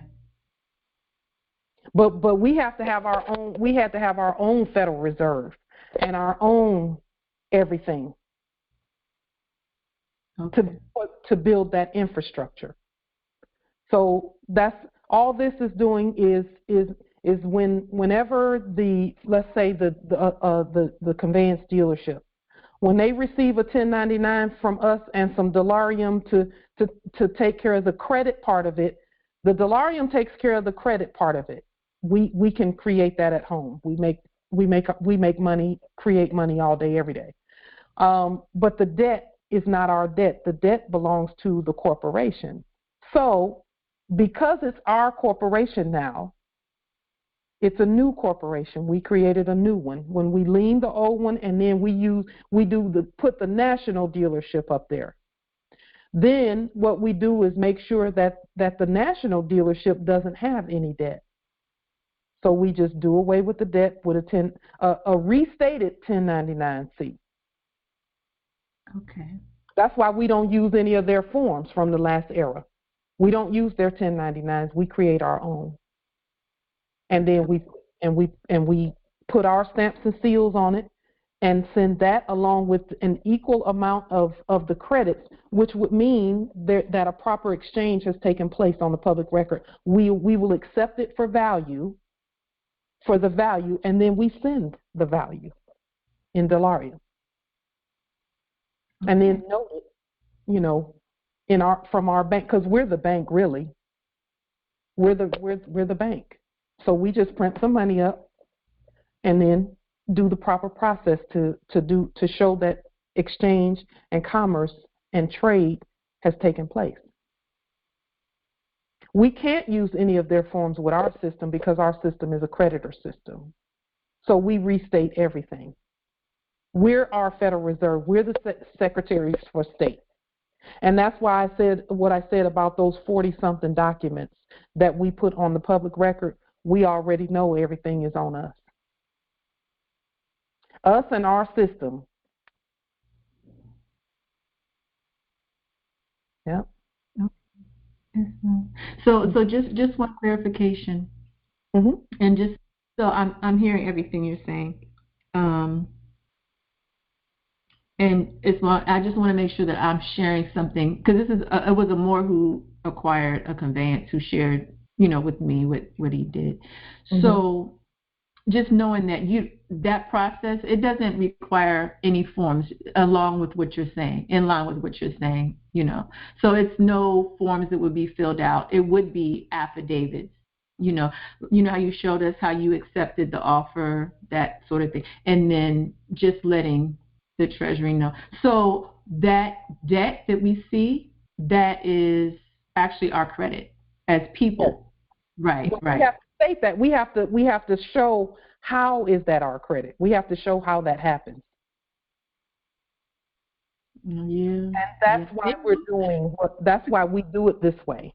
Okay. Because we're showing that we know we can create the money. We know we're the creditor. What happens to the debt? The debt goes away. We cancel it. That's why they call us cancel culture.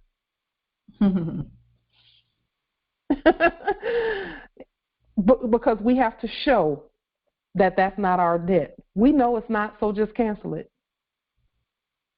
And here's the credits. We have to give account for the credits because they have to record that. The credit has to be recorded.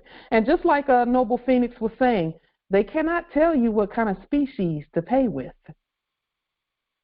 To tender payment. You must tender payment. You must tender payment. Okay, but we don't tender in debt. We tender in credit. Dollarium. Exactly. Okay. Yeah. Yeah. I love our ancestors. They just bring the greatest minds to this forum. Thank you, Empress. That's greatness, because you're really pulling. We have to think, and we love that. Yes. And I appreciate everything you're sharing. Yeah. I need to do it the right way. And we know that some have done things in the past and it worked, and we honor them for doing the things that they did. Our ancestors are saying now, perfect, so that everyone can do it, so that it works for everyone. Yeah. Because, and I will say this, when people have those successes, a lot of times we don't get the memo that they had that success, and unless it's published out there. And I know that our ancestors do that for a reason. They want us to think it through and come together and share the processes so that the processes are uniform across the board, so that we every time we do it, when they see it come through like this, on Moorish government letterhead, and then a national affidavit, because all of the dealerships, we're the national Mercedes, we're national Jaguar, we're national Daimler Chrysler, We're national Nissan, all of that. And when the national, and we're the national United States post office. Islam, got a question there? Islam. Thank you. What you just mentioned with those dealerships, for example, were those already done in terms of taking the corporate veil off of them, or is that still a demonstration we have to complete for all of these, the specific dealerships you just mentioned, the trade ones? Each more will need to do a lien on the dealerships. We have to be competent at the process, and we have to pass this process on to the next generations that are coming after us. So every more needs to know how to do liens. Every more needs to know how to do all of that. So like, for example, you mentioned, Mercedes. Like I had something I was trying to do with them in 2020 before I got locked up or put away and held back.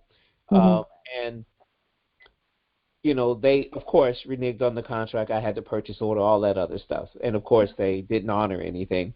But, again, using debt notes, they have the option to choose who they're going to let through and who they're not. And I wasn't on the most favorite list at the time, But now I'm looking back at that whole thing, and I had a lot of things right, but not using real credit, not using gold-backed currency. I did not have the tools that we have today. So I'm reevaluating that whole process, but rather than doing it at the local level, I'm thinking more in terms of, like you just said, on the national level, to set up a fleet account all right, on behalf of the entire nation. Because I was looking at that before, and I only got so far with it. I had the door open, I had the conversation going, but again, I had no way to fund it, with debt instruments. Now that we have this, I'm looking at and retracing my steps and saying, wait a minute, why don't I go ahead and set that up for fleet on behalf of the government for all of us? You see? Then, we just set up a program and we use certain access codes, et cetera, et cetera. Folks go and get what they need. Yes. All right. Indeed. And that's really what this is. That's why I put United States, because as you all know, we restated all of that so that everyone could use. And that's why I'm saying as many as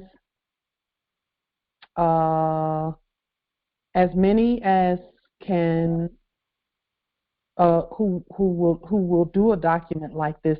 And when you send the document to the Federal Reserve in your territory, do not put a zip code. Use the government mailing process, because when they see that process come through, the things get where they're going. Yeah, I have to find that one still so I can get the mailing piece correct, because that's supposed to work for registered mail as well as any other type mail. Is that correct? That is correct. We have specifically certified mail that it works for. And it's an 8-minute video. It's 8 minutes long. I will put the link in the chat. Thank you so much. That'll save me from searching. Thank you. Much gratitude. Let's see here. Islam, Empress? Islam. The bankruptcy proceedings that we did together, that you presented, is the expectation that we do that for all of the corporations that we've done a lien for as well?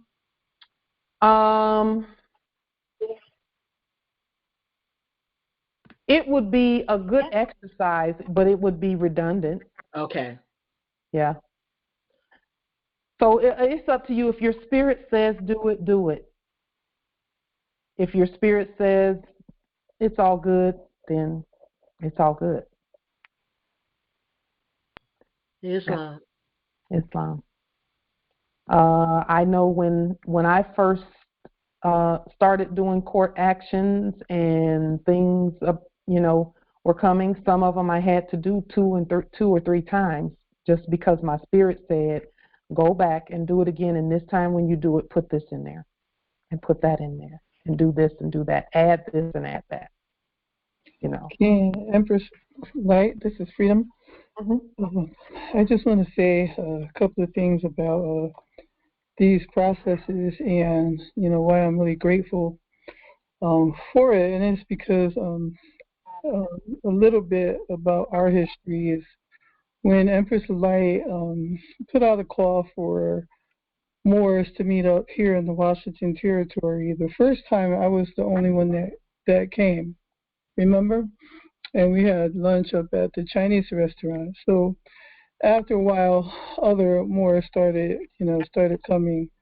And, you know, over the years, you know, I just watched our group and different groups, you know, allow differences of opinions to separate them, you know, and tear them apart, you know. And even so, I had been invited on calls from other Moors, and I would go on the call out of curiosity, and they would be bashing other Moorish sects who were trying to figure it out. So in my mind, I guess I look at all these different Moorish groups, like church denominations. You know, we all have the same goal or idea in mind, is that we want to be good and make it to heaven, you know. But here we're all trying to do the same thing. And so when we kind of look at what another group is doing, and they're not doing what you're doing, it reminds me of scripture when the apostles went to Christ and they said, you know, there are some other disciples that are not with us that are preaching the gospel, and Christ told them to leave them alone. You know, there are many sheep that are not of this fold. So I think that there is variations in life for a reason. You know, we didn't just create one yellow flower. We didn't create just one type of tree, because everybody responds to life in a different way for various reasons. So I just want to say that even when I started looking at all of the documents that were on the Moorish American Consulate website, and, you know, I knew I can go up there any time and pull one down and just, you know, take somebody else's brain and make it easy. It was so nice. And then when I went and it was gone, I was like upset and frantic, you know. But now I really feel like, you know, I'm being a sovereign. You know, no, I'm living sovereign, because I'm not taking what somebody else baked, eating it, and saying, oh, that's good, could you bake me another one? You know, I'm learning how to bake for myself. Yeah. So there can be no criticism for me in anyone else's process, because there are others who are not of our fold. And, you know, I appreciate everything that they're learning and doing. And in time, I hope that they can appreciate our own path and our own journey that we're taking. One of the empresses a few years ago that, you know, came along said that light was ahead of her time. And I certainly agreed with her, honestly, because you know, and that always stuck in my mind. But I just want everybody to know that that time is now. You know what I'm saying? Maybe a few years ago she was ahead of her time, and other Moors couldn't understand exactly where she was going. Even when she started with these questions, like that seemed, you know, elementary in the beginning, I knew she was going somewhere with it. And then when she said, "Are we money?" I was like, "There it goes." Yeah. You know, so we have to trust, you know, that even though we have forms and we have a teacher that we've chosen or to study with, and we all are teachers in our own right, bringing fruit to the buffet or to the table when we come here, you know, that we remember that it's just, it should be love, peace, and harmony, like we claim in our, you know, in our saying, Moorish, whatever you want to call it, love, truth, peace, freedom, and justice. Mm-hmm. So I just want to say thank you, because I really feel like I've been stretched just in the last few months since I've come back, because I came back and we only live like 20 minutes away. I'm talking to the callers now. It was like, and I lost contact for like 2 years, and it was predominantly because of me. I just, you know, got tired of, you know, a lot of different, you know, contentions and stuff that would come up. And so I separated myself and started looking for answers for myself. But I had a dream about her, and I ignored it. And I've never dreamt about her before. Then a month later, I had another dream about her. And then my spirit, the ancestors said, call her. And they said it the first time too, and I said, no, I don't want to get involved in the Moors anymore. At some point, I even thought about letting go of my nationality and whatever, be going back to something else, Yeah, and I didn't do it.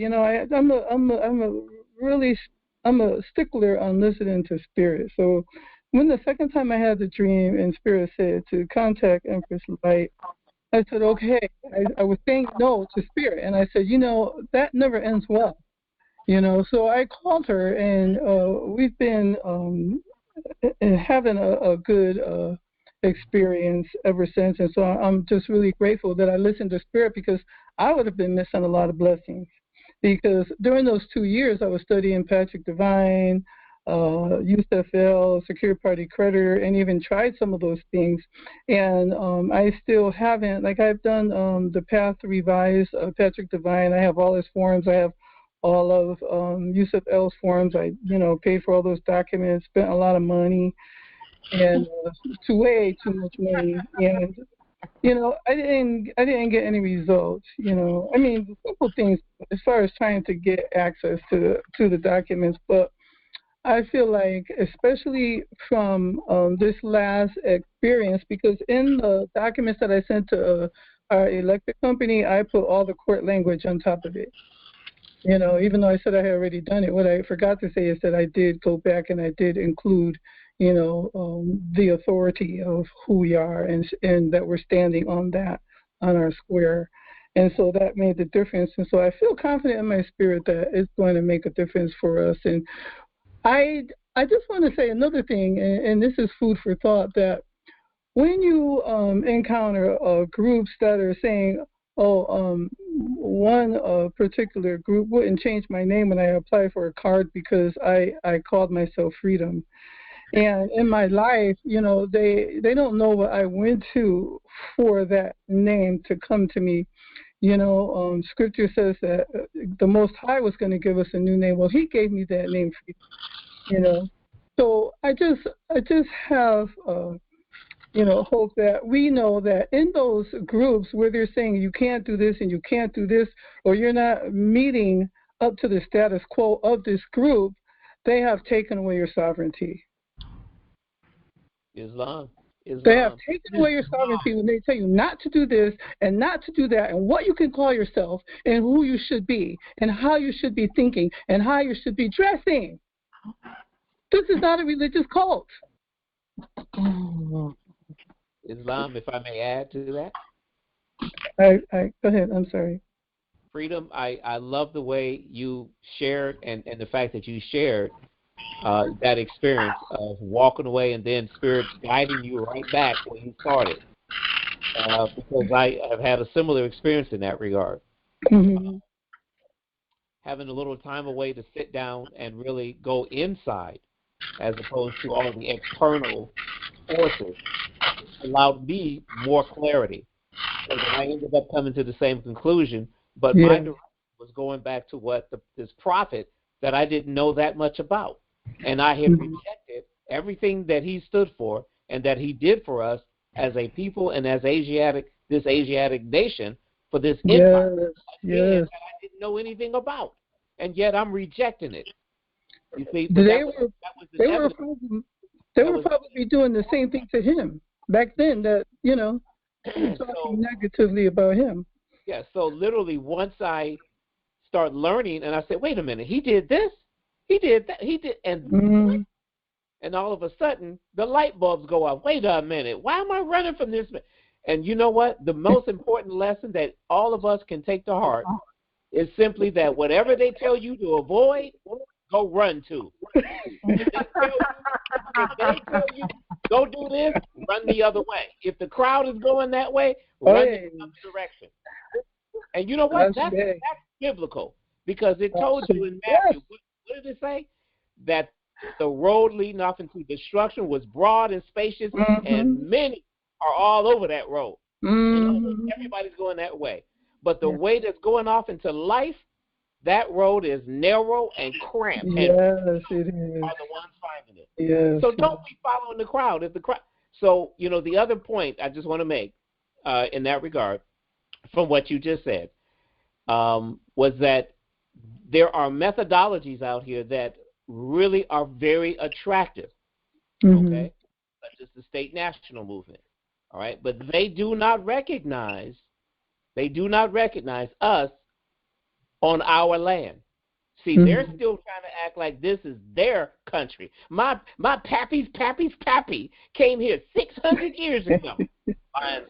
Okay, you know what I'm saying? Back in 1600, my grandpappy came here, killed up. No, they leave that part out. Killed up the native people, and now this is me. I'm a. You know what I'm saying? Okay. Yes. No. I'm sorry. You still a descendant of a European. You're still a subject. This was Morocco back then. Still is. Still our empire. Still our land. All right. And evidence of that, real simple. The people that went over to South Africa, what happened to them just recently when they got rid of apartheid? They all got kicked out. And all them people was claiming what? The British subjects? They were claiming this was their land because they've been here for 150 years, occupying it. And where did they go? They got sent home. And what did the prophet say? I'm going to send them home. They got to get off this land at some point in time. Some of them ain't going to be here. That's what the prophet said. Okay? Not all of them, because there are a lot of them that are going to be subjects, and they're going to do what's right. And guess what? There will be some forgiveness for them. All right? I yield. Islam. I don't want to Islam. And Islam. Yes. I don't know. I know if someone had mentioned his name here before, but the judge, the ad hoc judge, Henderson, he is working, very hard to make sure that they get out of here, because he has an indexing program, and if you don't identify yourself as being indexed, I think I heard the last recording I heard, he has like some soldiers that are like from probably China, and I know for sure Russia, that are here. I don't know if he have them in caves or what, but he's saying some of them are intermingling, but eventually I guess they're gonna start like rounding up people. Well, I'll say this about that. We have to know, Morris, listen to me, please hear me. We have to know that anyone claiming even to be American, if they're claiming to be American but they have not done the proper paper documentation and statements and things of that nature, they're only claiming an all caps American that's created by debtors. It sounds the same, but it's not the same as the actual land. So when they start saying things like that, just don't even entertain it, because they're not even really talking about the land. They're talking about land that exists only that previously existed on paper, and it was debt land. So somebody's got to claim the debt. We cancel it. They're claiming it. So when I hear things like that, I'm like, okay, well, they're claiming the debt. Well, may I contribute? Actually, they're claiming to be the creditors. They're claiming to be in the position that the indigenous and they told us we was black. Exactly. So they lie a lot. I think that they know the truth because they study enough to know the truth. But when I saw a comment about, yes, they might tell you they're French or English or Irish rather, but who are the original Irish? They're indigenous people. They're dark-skinned people. So they know that they really don't have anywhere to go. And I think that as we show ourselves competent, there's a place for people, but we have to come to truth. This is the era of truth, right? Yeah.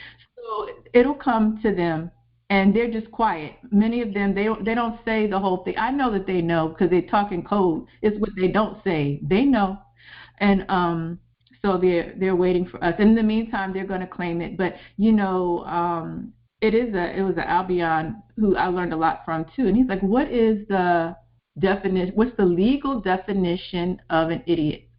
An idiot is one who doesn't claim their land and who is presumed to not claim their land because they haven't claimed it in the past and has to have the land cared for by a landlord. Otherwise, it would waste. See, so as long as we're doing what we're supposed to do, which is claiming the land and the resources and taking responsibility and bringing order, truth, freedom, and justice, then everything else will fall in line. And they know that too. They're just not going to come out and say what it is. In the meantime, they're going to claim it. They're the landlords, but some of them are in the landlord. They don't even know what real land looks like until we show up and say, this is the real land right here. So let's get that straight. And then they never were landlords. Never were. Mm-hmm. Our ancestors never left here. Our ancestors are still here. Oh, yes. They're still here. Believe it. Mm-hmm. Nope. And it's a matter of making and claiming. That's what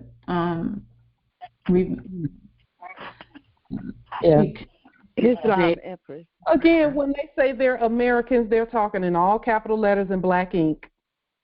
So when I hear that stuff, I don't worry about it because they're writing it in red and blue and purple. That is their paper. Remember that. That's their paper. Yes, I agree. Only when our paper says it, when we say that about them, can they be that, and we haven't said it. Agreed.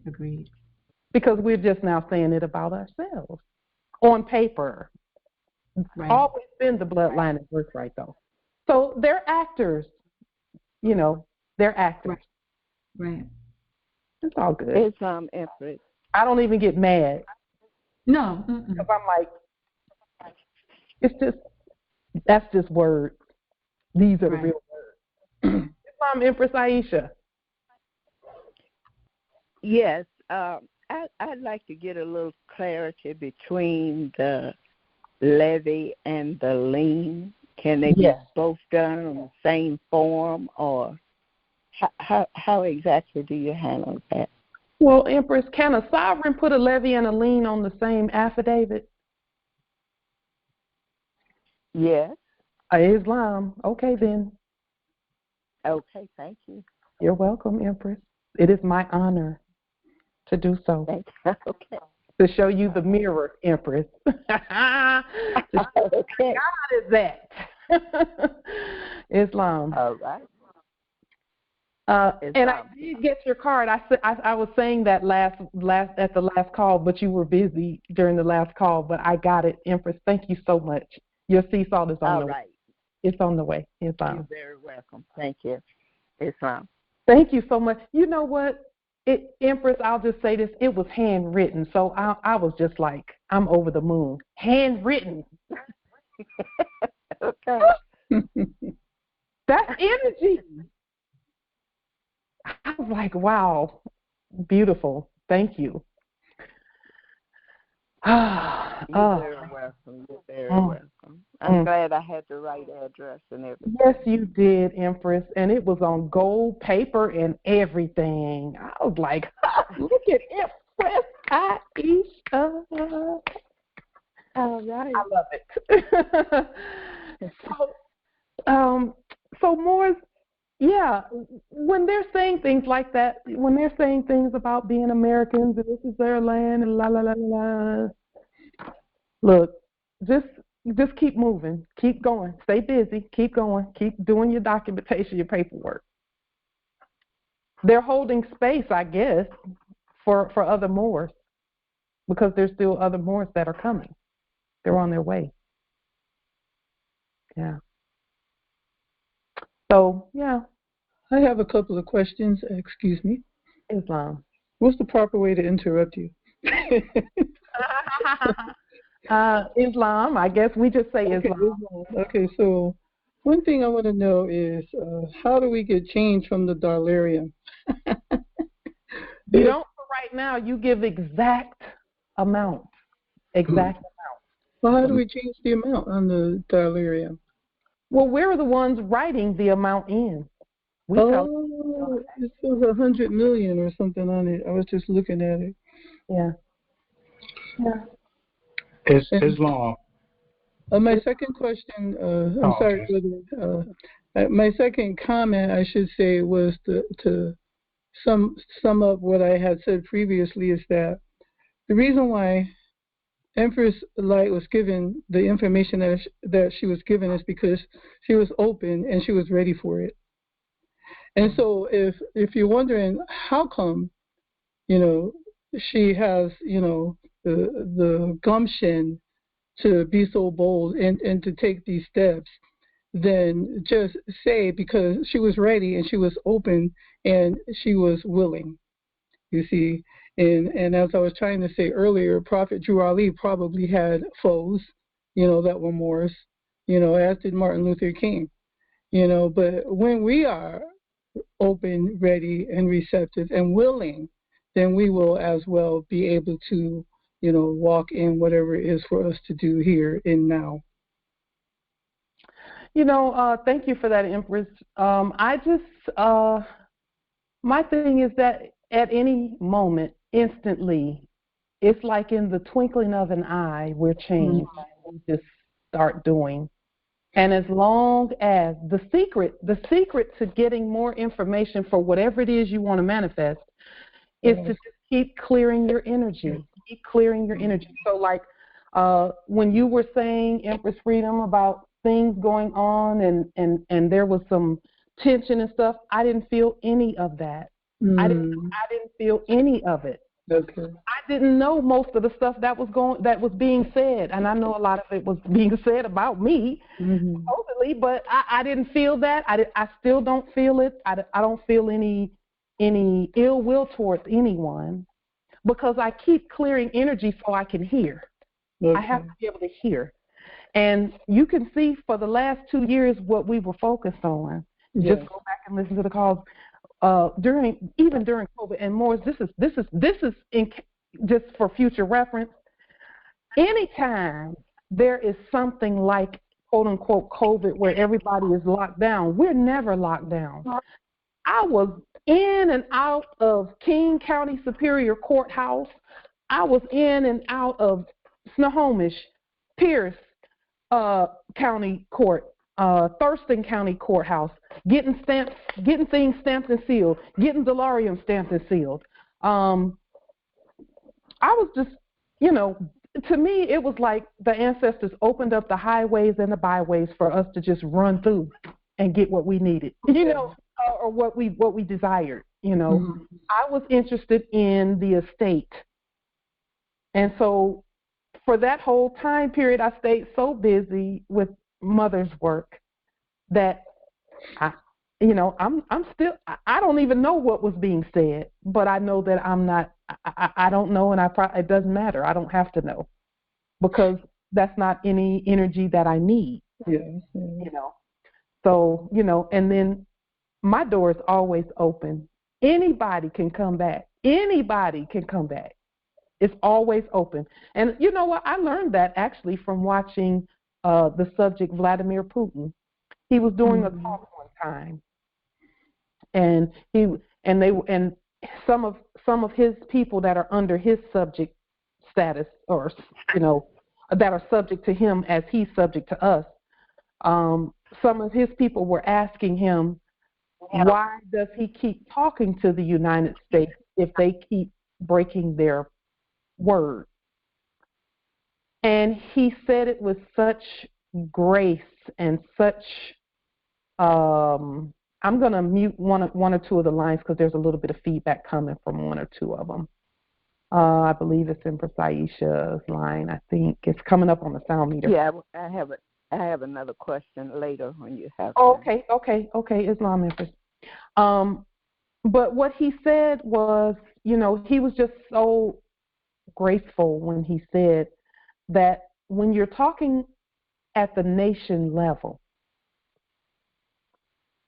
there are too many people who are dependent on a peaceful outcome. So you must be able to keep the door open and let them know they can come back through that door anytime and talk to you. And he was right about that in the ancestors. When I heard him say that, I actually watched that video about 3 times in a row just to get that in my spirit. And the ancestors said, you will learn that right at the level you're at right now with your brothers and sisters. Just always keep the door open, reserve your opinions about people, reserve them. Don't nobody need to hear all of that. So what, you feel in a certain way, like, okay, get over it and get governing because you got stuff to do, whatever the case may be. And so, the ancestors just kept us going and going and going. And sometimes when we, like, and I didn't even really consider it a separation. I didn't consider that a separation from anyone. I just figured that, everyone is going so that they can go into that sequestered learning that is necessary. We have a time of sequestration where we are set apart. That's biblical. The holy ones must be set apart so that they can hear that ancient ancestral voice that we had to get used to hearing again. And then we come together like this and share whatever the ancestors have given us. And guess what? They keep giving more. Every time we provide the space by sharing the information, see, some people think that they want to keep the information and sell it. No, you don't want to do that, because you block your blessing when you stop telling what the ancestors gave you. You cause a stop in your own, and this is for everyone, in your own life, because you're not creating space for the new information to come. You have to create the space for it, and the ancestors will fill it. They will do that repeatedly. And just when you think you've just told the last, most awesome thing, they come with something even more awesome. Every time. Islam. Can I add on something to that? Every time a question arises, y'all seem to answer. It's like we're all in harmony with each other, right? So I wanted to answer a question to one of the empresses that asked a question. How do you get the change back? So when she asked that question, my spirit answered it by saying, the affidavits that we do, we make receipts. Make receipt and recredit it back to your account, because we control all the resources anyway. Which is right in alignment with what I said when I said I was writing the document. So we just write it back into your account. That's all. It's long. We're so powerful. We have the whole earth in our hands. Islam nobility. After what the Bible says, when you're doing your rest meal, you even create another receipt there also, and that worth money. And when you register your meal and you fingerprint it, it's just worth 100 million if you don't know that, because you just stamp it with your thumbprint. And if you use the postal package that you all have, the piece of on it, that even for your print more. Islam. And nobility, you're at Trinidad, right? Or Canaan land? Yep, I think you're at Canaan land. So again, these master documents, I would encourage everyone to do one. If you feel comfortable doing it, if your spirit agrees. Islam, Empress. Could you repeat what he was saying? Because of his background, I wasn't hearing clearly at all what he was saying. Is it possible? Nobility, Justice Sheikh Klein. Go ahead and restate what you said. I was saying when His background is a situation where we can't hear him, so I was hoping that you could restate it, please. Islam, you can hear me now? Yeah, I can hear you. I can hear him. Say it again, and I'll restate it for her. Say it again, Nobility. I'm saying when we register our mail and send it out, and we put our fingerprint on it with a seal, and that mail is worth 100 million. Give to the post office, because the post office just even stamp it and make it value as a receipt, even as a bond, because the post office is the bank, and all business go to the bank and the post office. So when you go to the post office, you are banking and doing business. Yeah. So your revenue to have a receipt.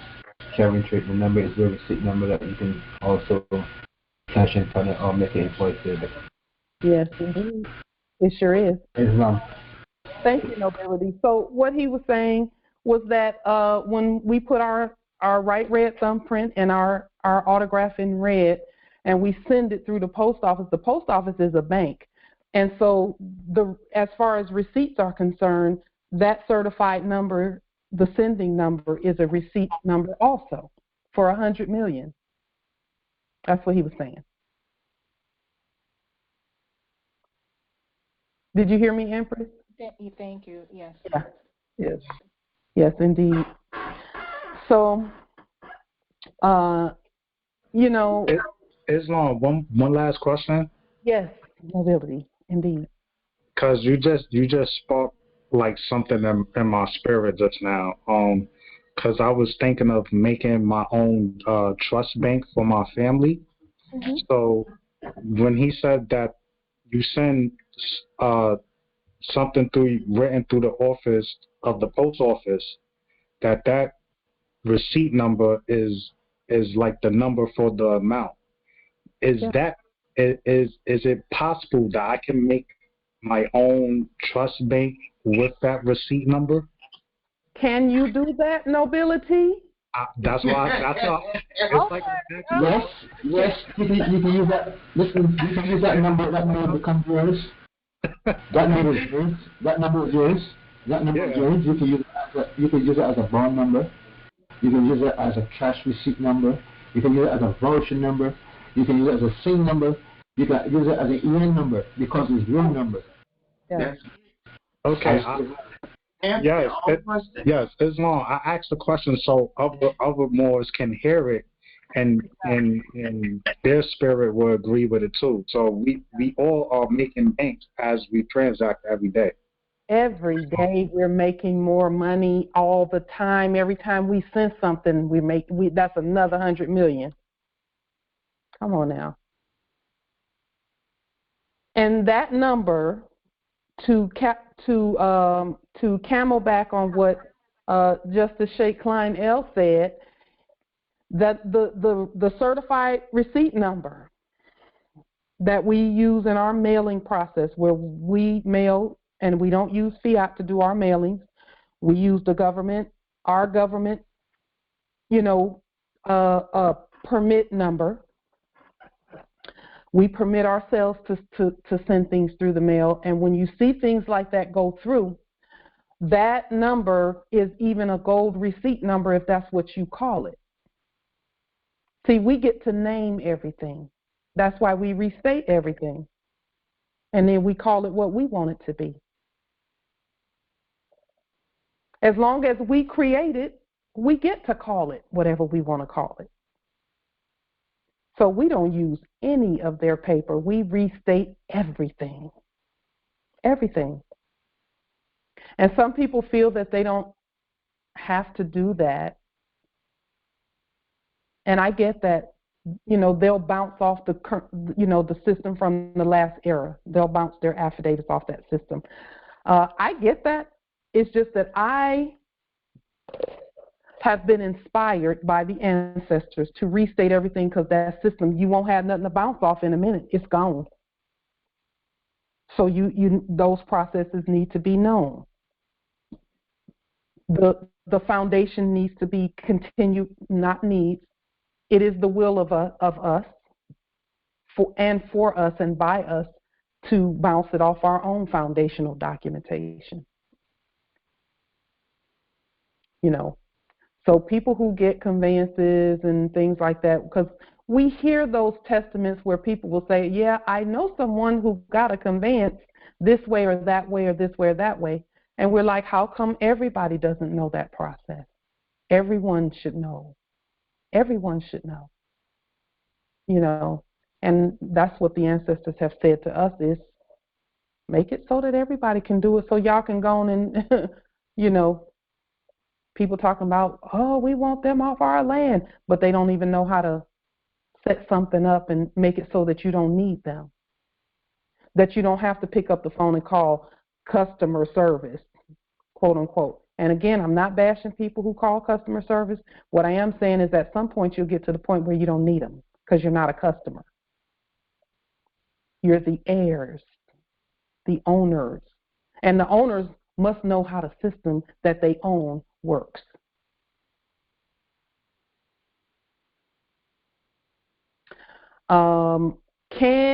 There's a question in the chat. Can or should we send the Larium to any account via certified mail if we have the routing numbers? What routing numbers do you have? Is it some dead routing numbers, or have you given life to those numbers and created them anew by affidavit? See, we're not going to try and claim theirs. We're going to create new. Same sequence of numbers, brand new. When we create those same numbers, it's brand new. Slap a lien on them old numbers and then create new.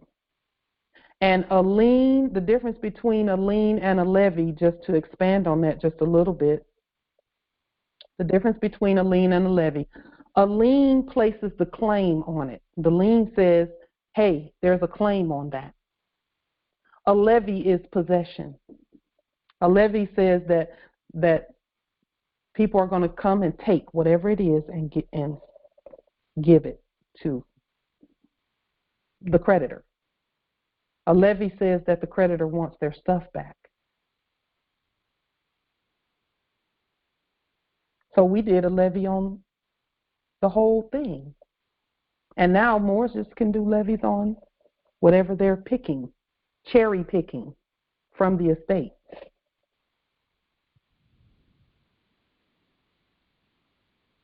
It's all good. It's all good. We got this. Islam. I want to use this as an example because I just received some fraudulent paperwork just to let our brothers and sisters know that these people know already. And they send me paperwork trying to mimic us because they're bankrupt to try to create, their fraudulent currency. So now my process, I have to show them who I am because they're actually sending me a test. That's a test for me. Yes. So since I know the processes that we've been learning from you, Light, and I give eternal honor to you by teaching us these processes. Now I know exactly what to do. Just from every other Moor here, I'm learning everything from you guys and hearing your processes, and y'all all are giving y'all demonstrations, and really it's going to be successful because look how you just demonstrated on here, showing everybody that you know. And everybody is watching us. Trust and believe. Everybody's watching us. They're trying to mimic us. They testing to see if we, because really Noble Drew Ali said he's leaving them here to show us how to run government. So they're here showing us the processes that we have to do, and we have to do it with our own paperwork, just like they're making their own paperwork, like how they send me my test. Now I know what to do. I need to restate it, send out my paperwork properly through the certified mail, and take the resource. Because really, it's like they're handing the resource to me. Hey, we don't know what to do with this anymore. We're bankrupt, so here, you take care of the resource because we know that you are the true owners of the land. Islam. You know what? We should look at every piece of paper, because that's all they work with, y'all, is paper. We should look at every piece of paper as another credit we can claim. Period. And just add something else to our inventory. That's how we see it. We're like, oh, another chance to go on and demonstrate that we're the creditors and that we can cancel debt and then use our money. Because, see, when you're talking about the land, we can't even, fiat ain't even on our land. And as you can see, a lot of that stuff is not even flying around out there. So, you know, it's our time. This is our time, really. It's our time. Islam, Empress. Islam. 2 of our congressional assemblies did not make it to YouTube. Is that correct? Just one. Okay. And it made it to YouTube. Okay. It said. Oh, okay. And they had told me before I did it that it probably wasn't going to stay up there long just because of the process that was on it. That's one I missed too. Is that process of the trust and the 1041 and all of that, that process is not for everyone to do, because if, let's see, how do I say this? Because they have to know the difference between the Internal Revenue Service actors and the true internal revenue. And we know that. And we know that. You know, yeah. Well, that one, if I'm not mistaken, is still out there. Is another one. I think is one after that, or the one before Thursday. It's a recent one that's not out there. It's the one from last Sunday. Oh, okay. It's the one from last Sunday. Are you gonna share a link, or is there a way that we can get that so we can download it? Yeah, Ravana went through the meeting, and everyone who was at the meeting last Sunday got it. Okay. Or should have received it. She went through the meeting and looked at all of the emails and phone numbers that were on the meeting from last time, and she sent a link to the video, because the video is on my drive. In fact, Empress, I'll go to my drive and pull a link for you. Thank you, because I didn't get to make that meeting, and I will. Okay. Thank you. The ancestors are really, they're giving us information that is going up, the information, the levels. And I would say security clearance levels, but that's not correct either, because we all have, you know, but the way the demonstrations are going, they're getting to be up there in terms of high level, national, international things. And that piece, they said, because I felt it in my spirit that probably was going to happen, but they said you have to put it out there anyway, because full disclosure has to be out there. You know, we had to do full disclosure with the things that we're doing. We said we were going to do that anyway. You know what? I don't want to do that. I wanted to do it this way.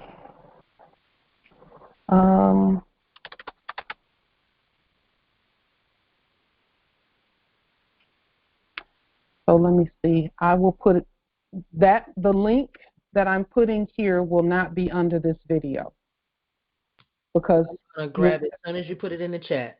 Are limiting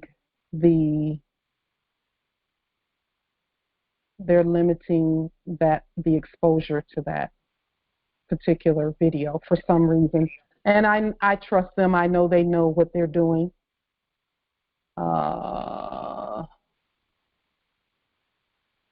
Just a moment.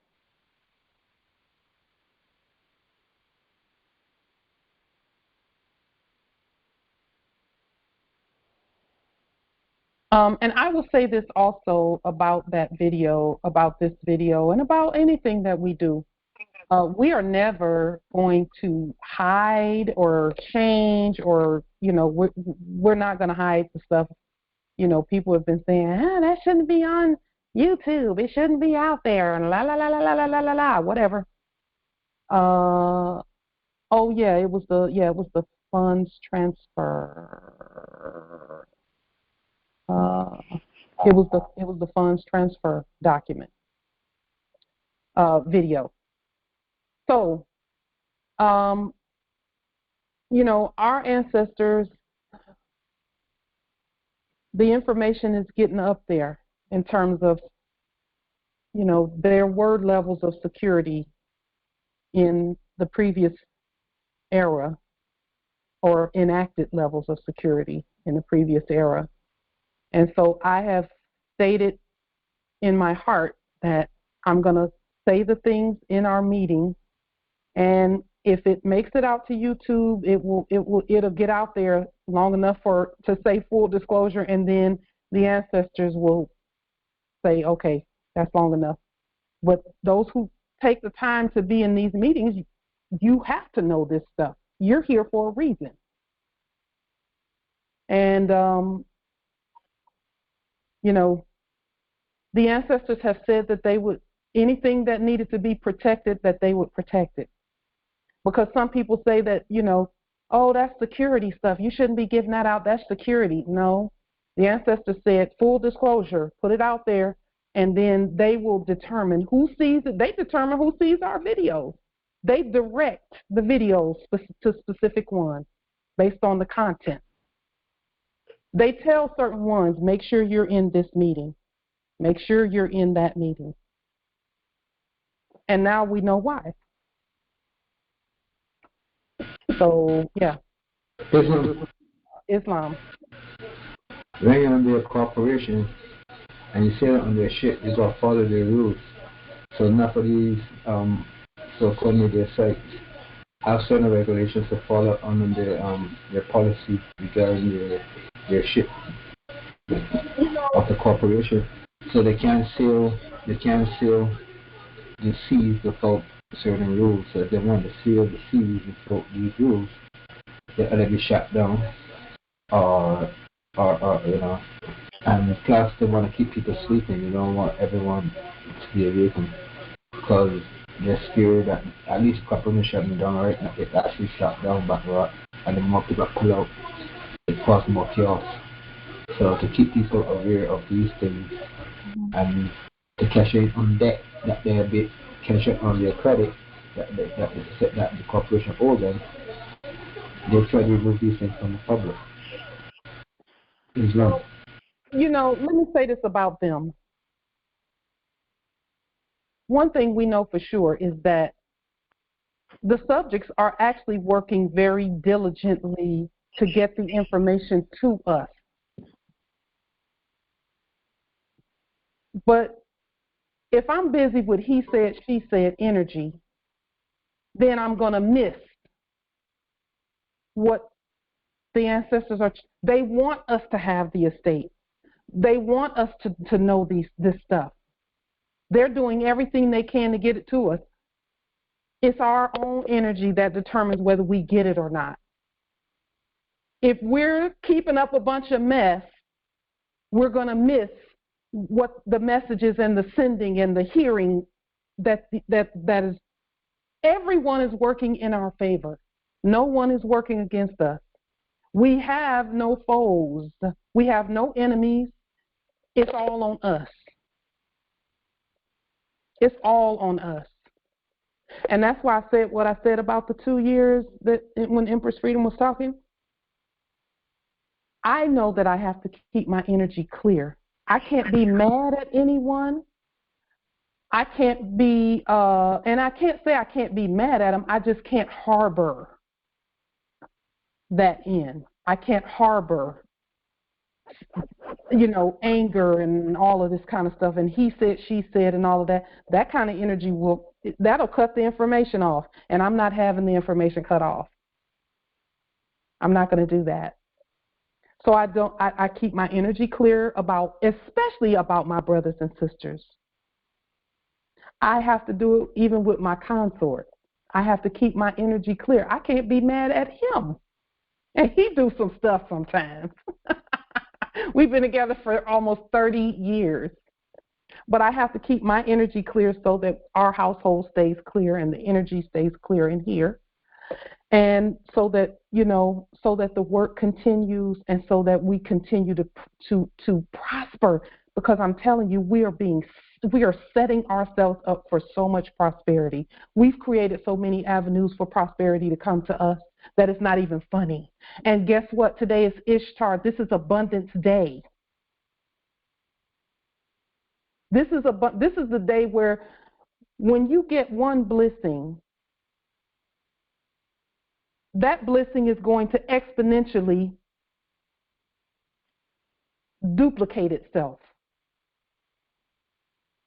over and over and over. From now on. And so for us, it's heaven. We already made it to heaven. Believe it. Know that. We get to create it. And then for those who have yet to get here, they'll come. They'll come when they continue to see us prospering and being in health, even as our soul prospers. This is the part of the soul prospering right here, this information. Is the soul prospering? We're coming together, we're unifying, and our souls are prospering. As we create the ways to prosper in other ways, in this dimension. So, we have to keep energies clear. If there's someone who is doing a lot of he said, she said, all you got to do, you don't even have to say anything to them. Just tell the ancestors just let them know that's messing with your peace, and the ancestors will move that energy out, however they move it out of the way, so you can keep doing your work. Don't worry about what you don't have either, Morris, because you got everything. You got everything and all the tools to get the stuff that you want and not need, but desire and will.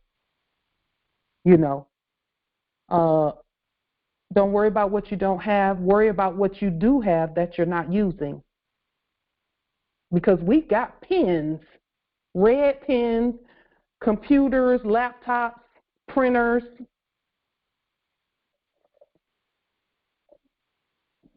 Don't worry about what you don't have. Worry about what you have that you're not using. Morris, we got this already. We got it. We got it. It's a wrap. We done already ruled on us being the heirs and everything. So, it's a wrap already. Empress Aisha, you had something else, right?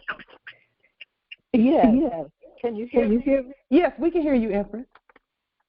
Thank you for I kind of wanted to emphasize, I think they were talking about our resources and how far it goes back with Noble Drew Ali.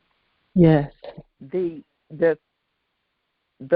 thing that the Catholics did was they didn't set their stuff up until after Noble Drew Ali had set his up. Yes. That was, a long ways back. Yeah. And then they took and flipped the switch and caused us to be like put in the dark so that we didn't know what was going on. But they actually used his process.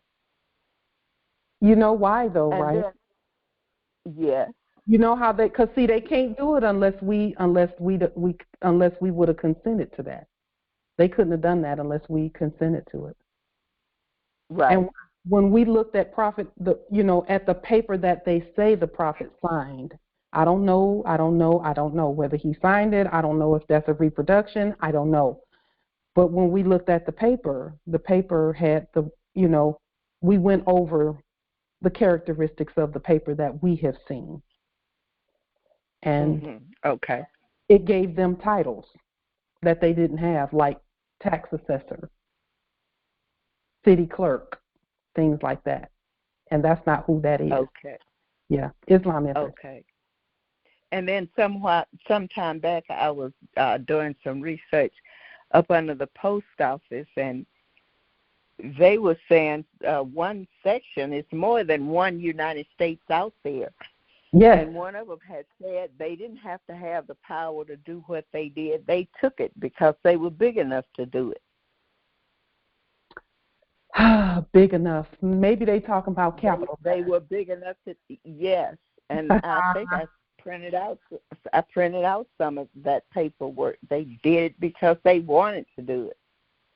Well, and because we were not coming together, we stopped coming together like this. And when we unite, Empress, no one can. We have no foes. No one would dare try when we're united. Okay. But see, this is the thing. And Moors, I'm so glad you said that, Empress Aisha, because I've been trying to say this for weeks, and every time I get ready to say it, I something else comes up, and I say, and I answer questions and things, but I'm going to say it this time. Moors, listen to me carefully. Please hear me. The conveyances and the domiciles are here. They're here. Your demonstrations are going to work day and night. We cannot let that stuff distract us from governing. We can't let big domiciles and fancy conveyances distract us from where we're going, because we got other stuff to do too. Because there are more still that aren't awake yet. They're coming, and we have to prepare for them. When you do the conveyance demonstrations and the house demonstrations and all of that, domicile demonstration, all of that stuff is going to work. We can't let that keep us from meeting on Thursdays and Sundays every week and separate and get so busy decorating the new domicile that we forget how we got it. We can't do that. We will never do that again. Let me go ahead and put that spell out there. We will never forget again. We will never forget the ways of our ancient foremothers and forefathers who did not accept anything corporate. They stayed true. And some of them are still on the land. Many of them are still here. And just because you don't see them does not mean they're not still here. And they're still living in castles. I've seen similar in Oregon Territory. They're here. They're still here. And they got big gates and big fences and entryways that say, we don't call 911, so that no one breaches their entryway. Our ancestors are still here.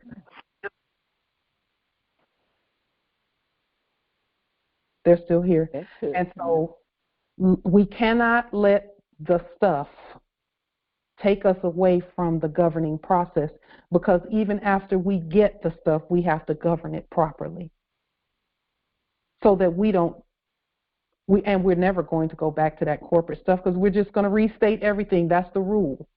That's the law. Restate everything. That's the law.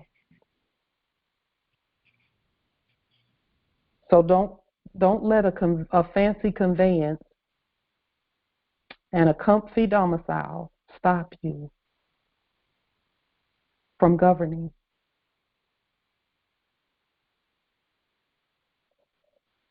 And I'll say this too. The ancestors have stated that, let me just go to the scripture. Go, Empress Aisha, I didn't want to interrupt your wisdom. Let me yield while I look for this scripture. Oh, really. I'm okay. I'm okay. Empress White. Oh. Yes, Islam, Empress. I affirm everything that you said. I have every intention of continuing to govern and continuing to meet together with our Congress.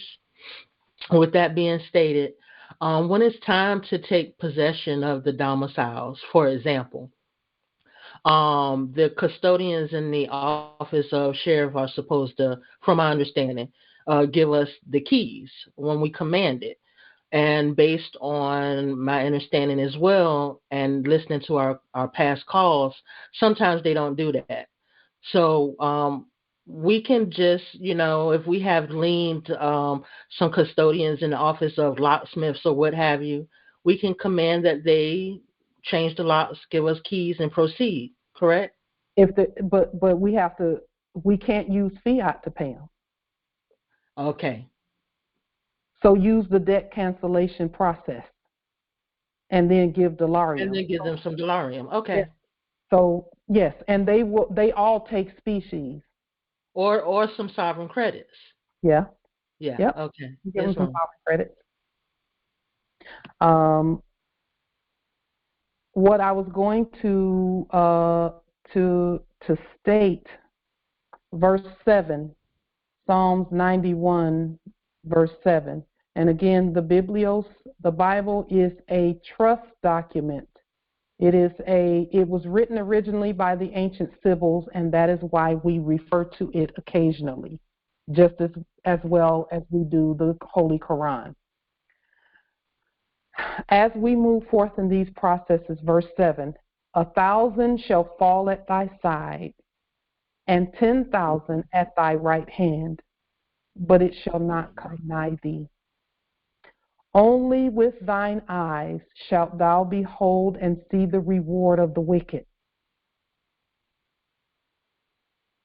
Because thou hast made the law, which is our refuge, even the Most High, thy habitation. In other words, you brought the Lord back into your life by being the Lord. You are the Most High. So, again, this, as the stuff comes, we cannot forget the ways of our ancestors. There's so much more they have for us. So much more. Yes, indeed. Islam. The wisdom from the ancestors, and what I'm finding, I just have to say how much in agreement I am with a lot of the comments that have been made here tonight. I normally am anyway, but just more so tonight, because when you're open and you don't have that negative energy of fear and all this other stuff, so much more comes to you. And since I went through the worst, I've already faced the worst demon that I could ever face, which I went 55 years, okay, never had ever had handcuffs touched my body, never been in the back of a squad car. So I went through all of that and then come out, and guess what was missing when I came out? The fear of those demons, because they are gone. I faced them and beat them and lived to tell about it.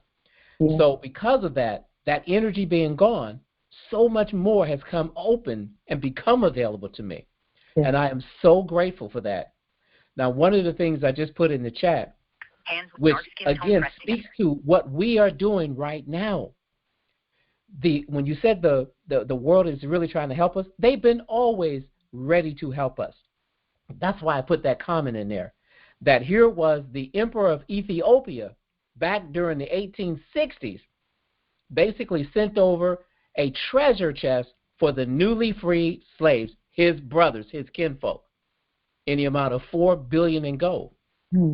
And they absconded with that. They created a scheme, And guess who was at the top of that scheme? The Secretary of Treasury at that time was a predecessor to J.P. Morgan Chase. Probably his father or grandfather. I don't know who he was. He was a Chase. And subsequently, after they got that money and it disappeared from the records, supposedly, they started Chase Bank. So we have always had the wealth, and we've always had other nations ready for us to do this awakening. Yeah. So that's why I shared that. So what happened to that? Well, it's still here, and it's still ours, and it's still available to us, and now we're taking it back. They just restated it. They just restated it. They put it away and just put some fake paper over it. Yep. And while they were busy enriching themselves, as I said, the wealth that was saved up for the wicked is really for the righteous, and that's what's happening. I love it. Yes. Thank you. Indeed, indeed, indeed. The meek shall inherit the earth. Islam, may I add on something else? Yes, indeed, Islam. Before I was clouded in the Arab, and now that I'm open from hearing from what everybody's saying, now when you read these verses, it's like the overstanding and understanding comes so clearly. Yeah. It's so clear. Yeah. And another thing, a lot of our subjects, they're actually calling out for us. They're actually looking for us. Through the fraudulent paperwork they're sending out. They're trying to say, where is the malls that I need governance? Yeah. They already know they're bankrupt. They keep televising it. Noble Drew Ali said, watch the news. I'm going to make the Albion tell the truth. Yeah. And those are the people that are calling out to looking for us to govern them. Yeah. So that's how I look at every piece of paper that comes in through my service box, and I address it just the way I've been learning from the ancestors. Islam, indeed, nobility. You know, when you said service box, as I was reading the information on this document, they mentioned something in here about a service. What did they say? Service something. Let me see if I can find that thing that they said that just rung all kinds of bells in terms of that whole service piece, because it was never supposed to be services. It was supposed to be works. Even the Biblios talks about works. Faith without works is dead, right? And so what they were saying, I believe it's right in, let's see. I would just say take the time. I may not find it here right now, but take the time to read through some of these documents, and you will see clear as day how the fraud was done, where they just changed one or two words. They just changed one or two words, and it changes the whole nature of what's being done. I believe it was this last thing here. Please refer to the Federal Reserve Bank's merger worksheet and instructions documents for more information that is available to a financial institution that is planning for changes in its account structure, accounting information services, and settlement and or reporting relationships with the Federal Reserve Banks that will result from a merger with another financial institution, or a purchase and assumption of certain assets. Or whenever you see the word certain, generally they're talking about that's a clue or a hint to us that it's only certain ones that this is going to apply to. And that certain is always going to be the Moors who can hear and execute the process. When they say certain assets and certain liabilities, etc. some certain amount. That's a certain kind of species. This that I'm reading from is operating circular number 1. It's the very first circular from the early 1900s that the quote-unquote Federal Reserve adopted and restated, or reformed rather, not restated, but reformed. And here is the link to it. As I'm studying this whole money system that we have, and then looking at how the frauds reformed the thing, it's clear to me that they knew. You can't reform something and not know where you're getting your information from in the first place. That's how I know they knew. Everything they did was a reformation. That's why they call it that time period when we were in their concentration camp schools, the animal schools for animal husbandry. They told us about this the Great Reformation and the Great Reconstruction time period. And it's certain time periods that those things happened. All they were doing was rewriting what we already had in place. And see, what we're doing now, whenever we restate a document or a form of some kind, whenever we restate it, all we're doing is hooking right back up to our ancestors who initially stated the thing in the first place. Because the system is going to recognize that it's coming from us.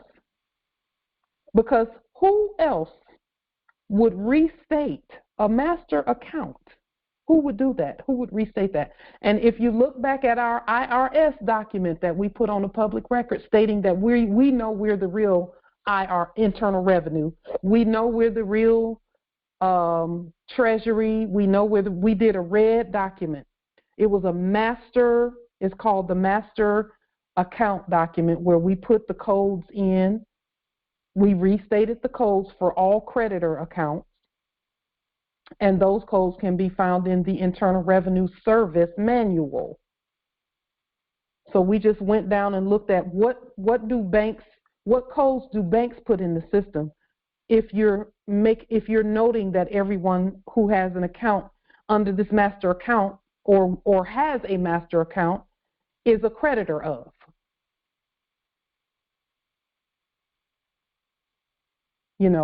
So yeah, I see that in the chat. That's good. That's good information. We'll see more of that, of them just admitting, oh, we did this, we did that, we did this, we restated that, and then said it was credit when really it was debt. I'm not even mad at them. I can't be mad. We got everything belongs to us. Still, our stuff hadn't moved. The land is still here. The gold is still here. Everything is still here. So, with that being stated, is there any other questions, comments, wisdom from this great Congressional Assembly? Thank you for your Islam. Empress, I just wanted to say that I put 2 documents in the chat. Can you hear me? I can't hear you. Go ahead, Empress. Empress Rose. Empress Freedom. Just one moment. Empress Rose. Go. She had already spoke. Empress Rose had already spoken. She had said something early. So I was looking at how us mothers, or for my personal trust, could verify that I am a nation within a nation. And when you put up the reminder that they claimed our corpses eggs at excuse me, when we got married, was verification for me. Yes. Yeah. Thank you for that, Empress. That's important that we know that. Mm-hmm. We birth the nations, the living nations.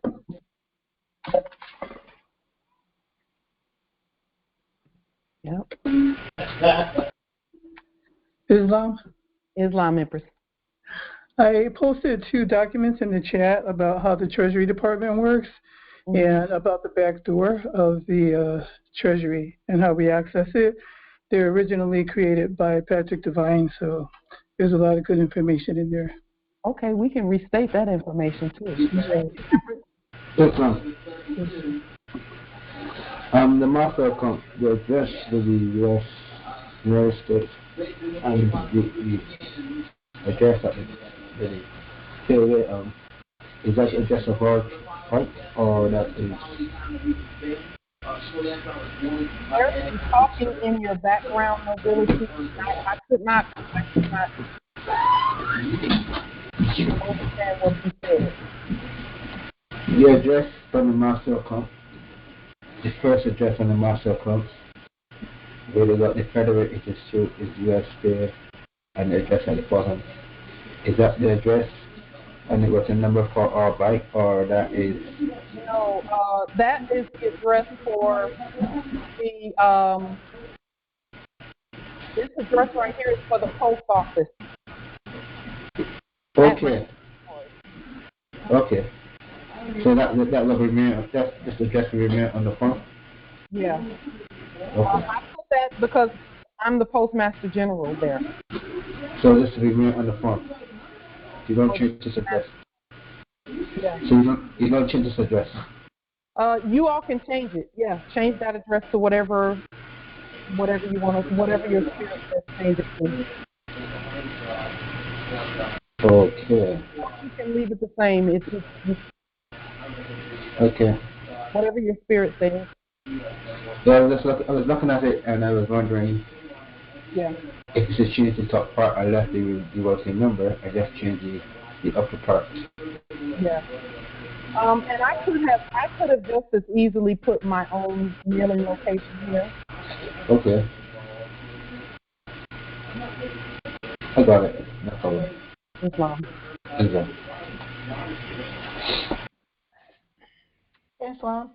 Islam, Empress. Yeah, there was a noble that just mentioned that he had added some documents to the chat about, I guess, having connections with the Treasury. I don't see anything in this chat. Is there another chat? They're here. I'm looking at them right now. It says how the Treasury does something. Oh, he sent them to you. Empress, you got to scroll up to, it says it's at minute 4:52. That's the time period, 4:52. Okay. Yeah. Thank you. You're welcome. Islam, Nobility.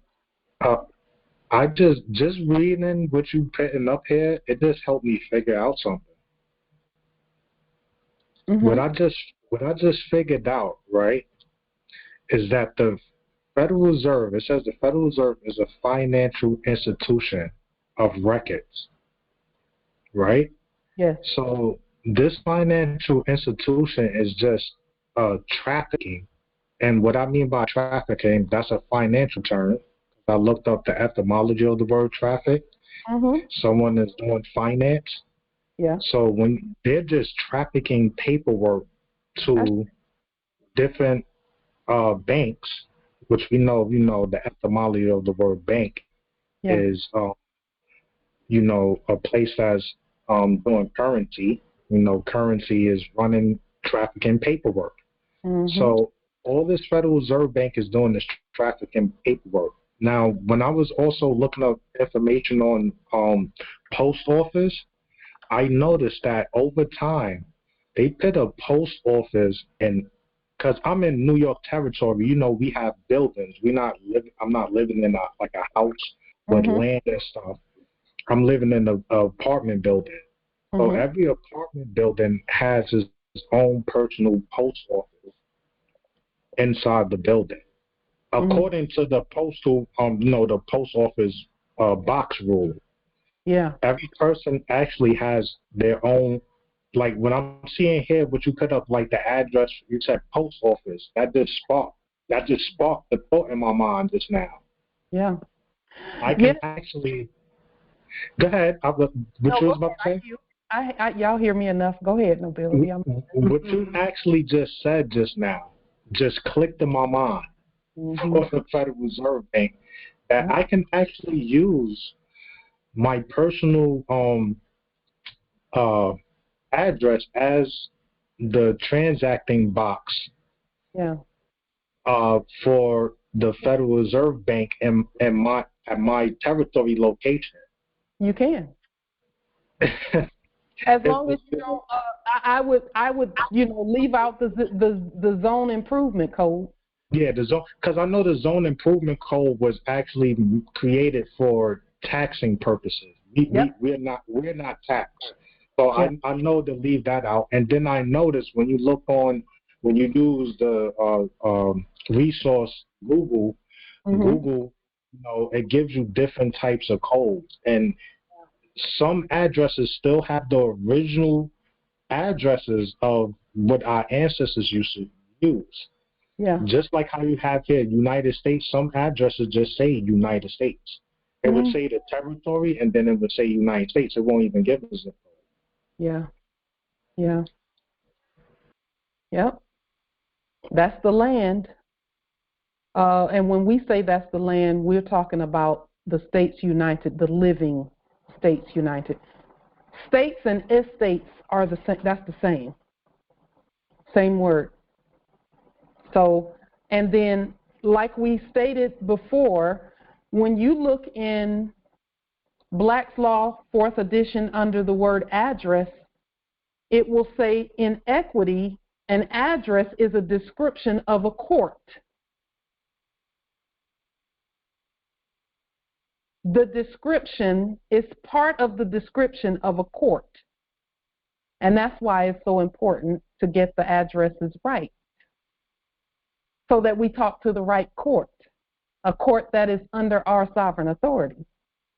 And all courts are, by the way. We just competently address the court with our will. One final question, Islam. On the mailing piece, the address that you have in Federal Way, is that the address we're supposed to use for our mailings because it's already established, or are we supposed to use the capped information but then our local address? I mean, whatever your spirit says to do. Whatever your spirit says, whatever your spirit agrees with. If your spirit agrees with your address, do that. That because you're the court. Okay. All right. Thank you. Yeah. Each domicile has and is a court because of who's in the domicile. Yes. If you have a domicile and there's a bunch of minors living in the domicile, then they have to have an adult, not an adult, a sovereign to speak for them.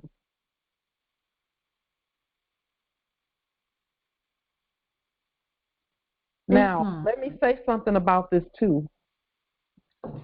I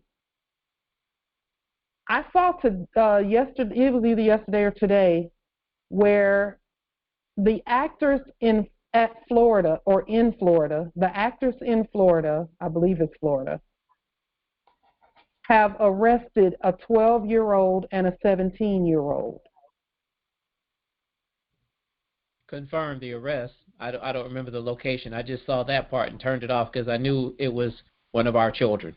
That's all I saw. Well, they're actors, and I'm not saying it's not real for somebody, but they're actors, and they're sending out signals. They're sending out signals. That's Masonic language for minors. And what that means is, it's going to mean what we say it means. And the two were brown faces like us.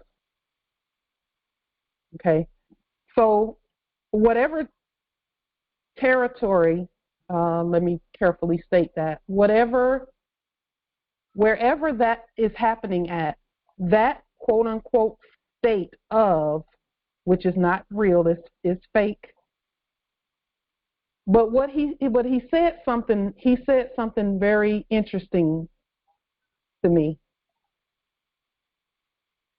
what the actor that is acting like he's a sheriff said was, he said there was a triple homicide and so-and-so sheriff department actually decided to step up and do something about it. In other words, as he said that as if to say, well, nobody else stepped up to do it, so I guess we'll do it. And they've already declared the two guilty without even having a trial. They've declared them guilty on the public record. Which is nothing unusual. They've always done that. Well, wait a minute. I hear what you're saying, but you know what? It's some Moors at that state that are, and they're not in that state. They are the state that needs to be speaking. Because those actors are acting like they're going to pin the two little fellas to the wall. Like they just going to hang them high. When we have Moorish courts. Because they don't know whether them guys did it or not. You're not supposed to know until the trial, right? Innocent until proven guilty. And I know they're actors. They're not real sheriffs. We know that. But, you know, a 12-year-old and a 17-year-old for a triple homicide? Acting?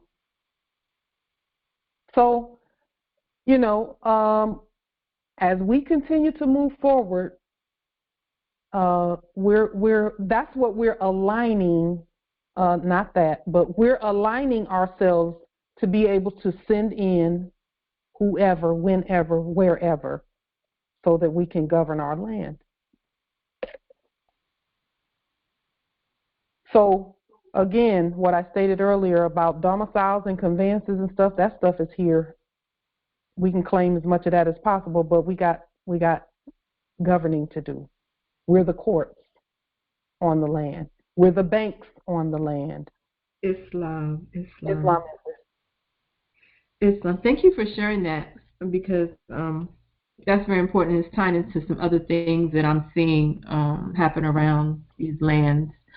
So I just want to share back to the piece about the difference between mail and post. So living people receive post, and mail is actually considered, a commercial war term. So just as we're learning about the importance, of our language, and as I'm learning how to stand, I found out that everything that happens on the land regarding the post office, right? So we know it's the difference between the post office and the postal service. The postal service delivers mail. So for me, as I arrange things, get everything on the record, I did change my post location. And when I put my documents into the universe, I don't ever say a mailing location. I always put post office location. And I changed it to general delivery. I have it there in the chat. And then even when you go to the postal website, you put in post locations, it'll have on there general delivery for every corporate state.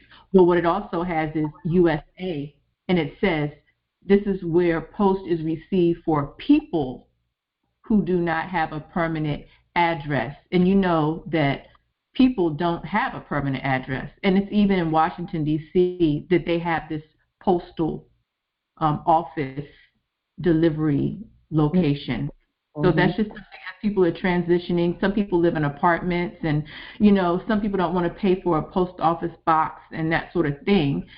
So this is something that had I known about before. And even when it comes to revenuing, like going on your right to travel, it's not always the case, and you demonstrated this to me, Empress Bay, but some people tell you to go down a path that is actually kind of destructive. So what I learned, even the District of Columbia has a non-resident, non-citizen. It's a non-real ID. Now they're not following what is written, but just like the Heliobibliothèque says, there's always a way of escape. So for every process, it's already there. It's just the attorneys are not adept in law, but I have to prioritize everything. There is a way you could just go, and if you quote unquote have your driver's license, but now you want to come be in the world of the living, you could go convert it over to a non-real ID for people who are not corporate citizens, who don't have a social security number. So you can etch it out. But what happens I haven't done that. I mean, I tried to do it, but I had some resistance that I had to pick my battles. But the point is that if ever the corporate policy enforcers wanted to stop you, they would know clearly, if you had that document, they would know clearly that who you are and that you are not agreeing to the contracts that come along with the bond. And so it's just a matter of teaching people. And so maybe in this case, it would be teaching them through a claim or whatever way. There's more than one way to proper order in the situation, is my point, is what I'm making. And I just want to share that resource about general delivery. Mm-hmm. And people get post and dead entities get mail. Dead entities get mail. Even people are dead in that system. That's why they, any terms they use is dead terms because they're dead. And so that's why we just restate everything and bring it into the land and have it be created in the land of the living. I appreciate that information because all of that is going to be necessary as we continue to govern from our perspective here. We find it much easier and a lot less cluttered to just go ahead and restate everything and present the new afresh. Okay. We find it it's easier because you don't have to try and filter through the lies and the fraud. Some people, a lot of the processes people were doing because they thought they had no other alternative, but they do now. They have alternative. There is not just alternative, they actually have the law that they can implement by restating everything. Mm-hmm. And no one can rebut our documents. See, they can rebut theirs, Empress, like what you were saying, you met with some resistance. They can resist if you're using any part of their stuff.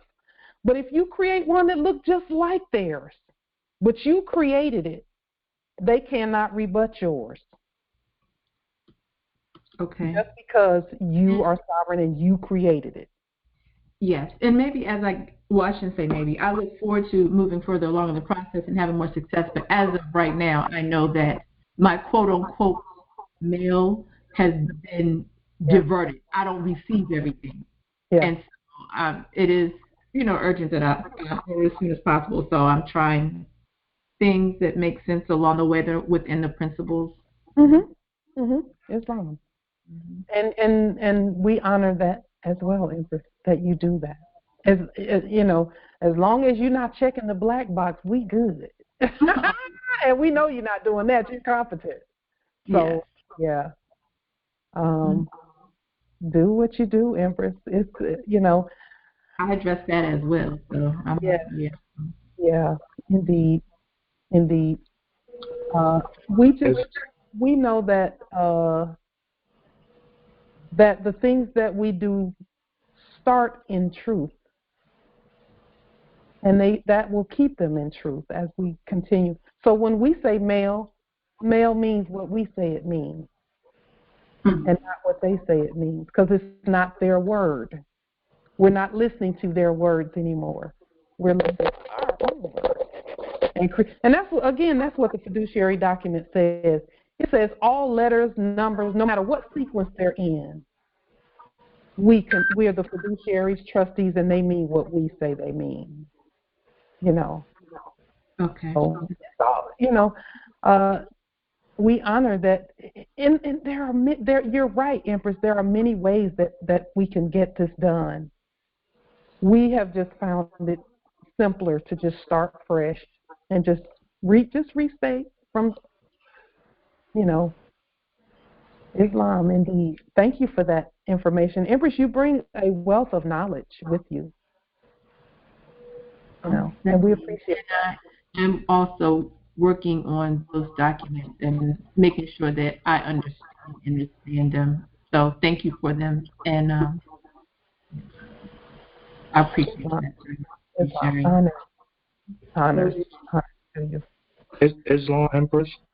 Islam. You just said something that made me think about something. Anytime I look at the news and they talk about something that may sound a little bizarre, I think they be signaling us to look into the law. Yeah. So when you said triple homicide, right, and they was 12 and 17, maybe they could be talking about a title that needs to be looked at. Title in the section 1217. And when it makes me look up Title 3 of the Florida state law, it actually the title of it is English Language Acquisition Language Enhancement and Academic Achievement in Title 3, Part A. So maybe there's something that's in that state that needs to be looked at, that the morals need to work on. That's good. That's a great way to look at that too, and that's how I look at things too. Nobility is, there's always going to be something we can learn and know when we see them acting things out. It's related to minors because those two are minors, according to the last era. But in our culture, when our heirs turn 12 years old, they're considered adults because we will have trained them up in everything. That's right.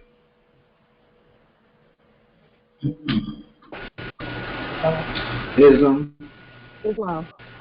Another thing is that the state actually owns our kids. Unless we take our kids out of the state still own our kids. Our children do belong to the state, especially people that marry. Anybody that have a marriage contract with the state, whatever you have, the state owns, especially offspring. And that's why you take our children like that. And that's under Section 3. Law 3, Section 12 and 17. You read that, you take. The kids are being taken because they own them. You don't own the kids. Islam. So, nobility, if I may, can we, between us, know that we're the state and that they're not the state? We know that, but at least they pretend to be the state and the corporation because some people kids are still under corporation law and under corporation, the corporation cannot to be next to kin. So that's how it goes. You have to take your kids out of the corporation and you claim it to the right. Identity is a very important thing. Islam. That's a good way to put it. Take your kids out of the corporation. Yeah. Islam. Empress. Another thing, right? As I'm reading this title, you know what this title is talking about? It's talking about Title 3 funds would otherwise be expanded for programs for LEAP students and immigrated children and youth. That's interesting. That's something and some malls in Florida may need to take a look at. Yeah, they might. Title 3 Part A. Right. That's the way I look at things. That's it. What signals are they sending? And that's what I'll be looking for in the news. What signals are they sending today? I look at it at certain times, 3, 6, or 9. Yeah. we know that everything they do is acting so that, and it's for our good. It's so that we will look and know and see. Yeah. Thank you for that, Nobility. That's brilliant. Brilliant. Islam. I'm looking at master account agreement. Just 2 queries. Mm-hmm. The one where it says where is it again? Rafana Mm-hmm. More. That's your That's operation. That's my. She helps me do everything. Everything. Who was that? So that again, that is who? That's my assistant. Okay. So we could leave this on there. You could, but you are going to have an assistant of your own over there, Nobility. Copy that. Second query. Where it says at least 16 secretaries. It's coming. Yes, and indeed. Carry on. Yes. Document. The government at gmail.com. Is that the email that we all use? Yes. Okay. Yeah. Islam. Yeah. And for this, I would put your information, your email. I would put yours in there. And you can create another government email. After a while, they're all going to be, changed to .government or something of that nature.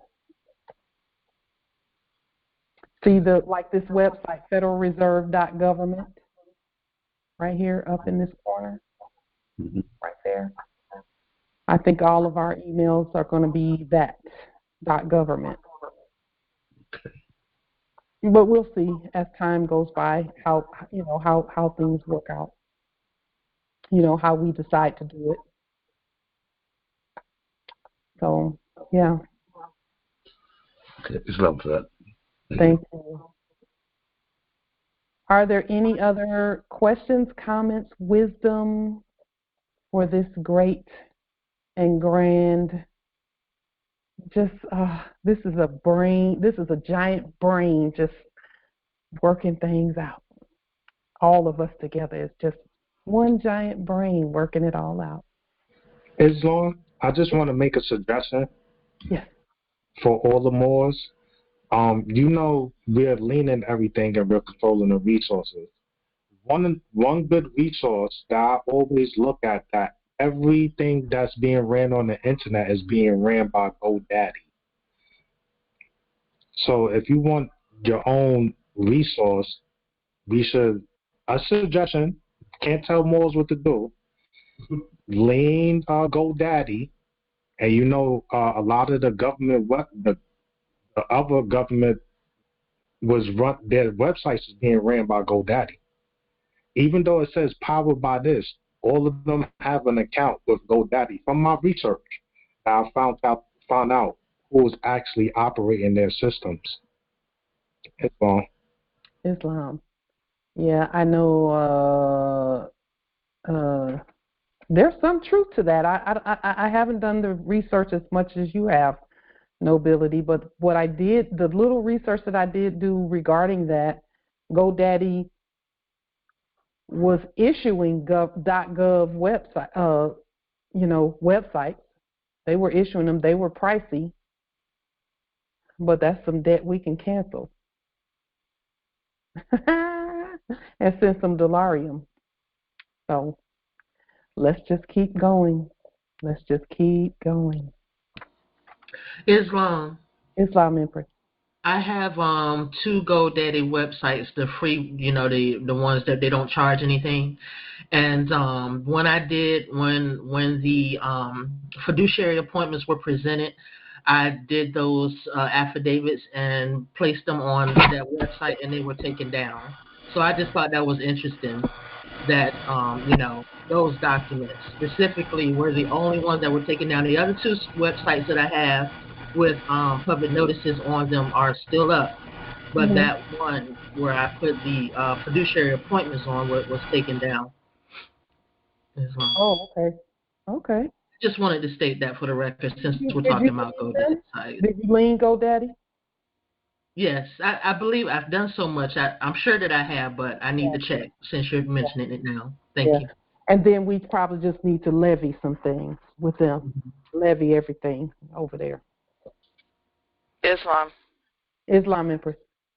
So I'm like researching like who the registered agents are, and most of the companies that we're sending to different addresses are owned by the Corporation Trust Company. Yeah. Which is the trust for the United States, and that's where the information should be sent to. Islam.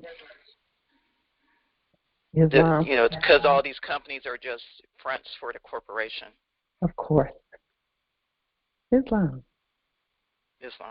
Make sure, Morris, that that Corporation Trust Company out of Delaware, I believe. Is that right, Empress? They're out of Delaware?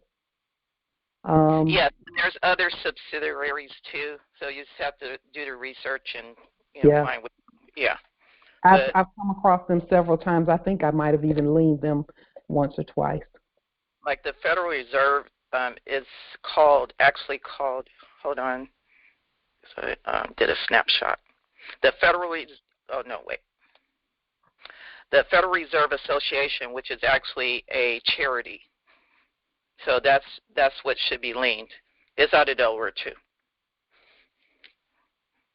That means that they are a 501 something.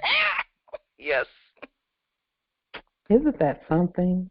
And the IRS tax and audit services. So we need to be Internal Revenue Tax and Audit Service Incorporated. So we need to be sending it to the correct name that they put for their corporation.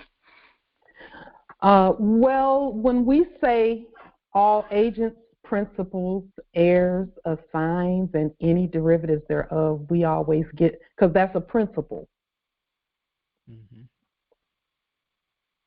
Yeah, even their former, now dissolved, United States of America Corporation was actually stated to be a social and civic WEL, fair organization. Yeah. And when I looked that up, it had a 501 certain letter behind it, not C. Mm-hmm. And I was like, what are they talking about? Civic and social welfare. And the welfare is not to the people, but to their corporation buddies. Yeah. And subsidiaries and instrumentalities. And then I began to understand, because of that is the nature of them, that's why they give away so many billions of their fiat currency to foreign nations, foreign countries, foreign corporations. That's why. They're a social welfare organization. I just thought that was extremely interesting. I learned that a few years back, and it just totally changed the way I looked at them. You know what? Listen, and that's under Article 1, Section 8 of the Constitution. That's why they're held to the Constitution. That's why. They're set up for us to fund them being able to get a sandwich. They've been taking too many peanut butter sandwiches. Okay. Yeah. Well, you know what? Time's up. The living people are going to be fine. The corpses got to go on to the graveyard. Sure do. They're done already. They know that too. So, are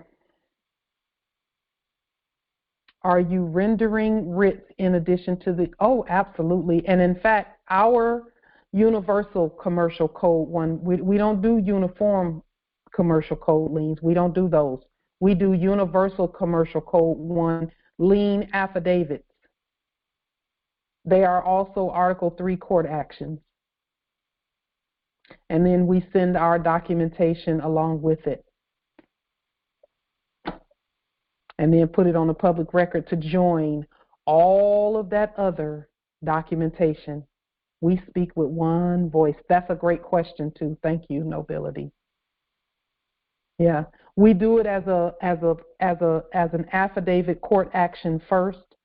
Then, if Moors want to do the lien process where you do that form, we restate the form because we restated it probably about 4 months ago, 3 or 4 months ago, something like that. We restated the UCC lien form that the state secretary take in their offices. It might have been longer than that. It might have been a year ago that we restated it. Time flies by really quickly when you're having fun. Anything else from this great grand body who is the head?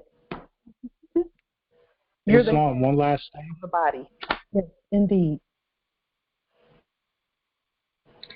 Islam, one last thing. Advice again for all the Moors. If you want to look up a company, there's a site called eintaxid.com that you can use to look up every company that's in the United States that has an EIN number. Say that again, eintaxid.com. Yes, I'll put it in the chat for everybody so they can. Islam, thank you so much. And click the link. Thank you. Islam, thank you so much.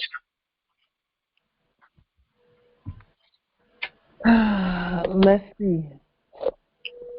Oh yeah, a year and 6 months. Okay, Islam. It's been a while, Justice. So, with that being stated, may your work be your rest. May your food be your medicine. May your water be your energy and strength. May your way be easy. May you prosper and be in divine health. May all that you touch live abundantly because they are touched by you. We shall continue to unify as we continue this grand rising in love, truth, peace, freedom, and justice. Peace and grand rising. Islam. Islam, Islam, Islam. Islam. Peace and love. Peace and love. Thank you, grand rising. In this view, strength, and understanding. Islam. Peace and love. Islam. Grand rising. Peace and love, Moors. One love to all. Grand rising, Moors. Islam. Okay. She does love it.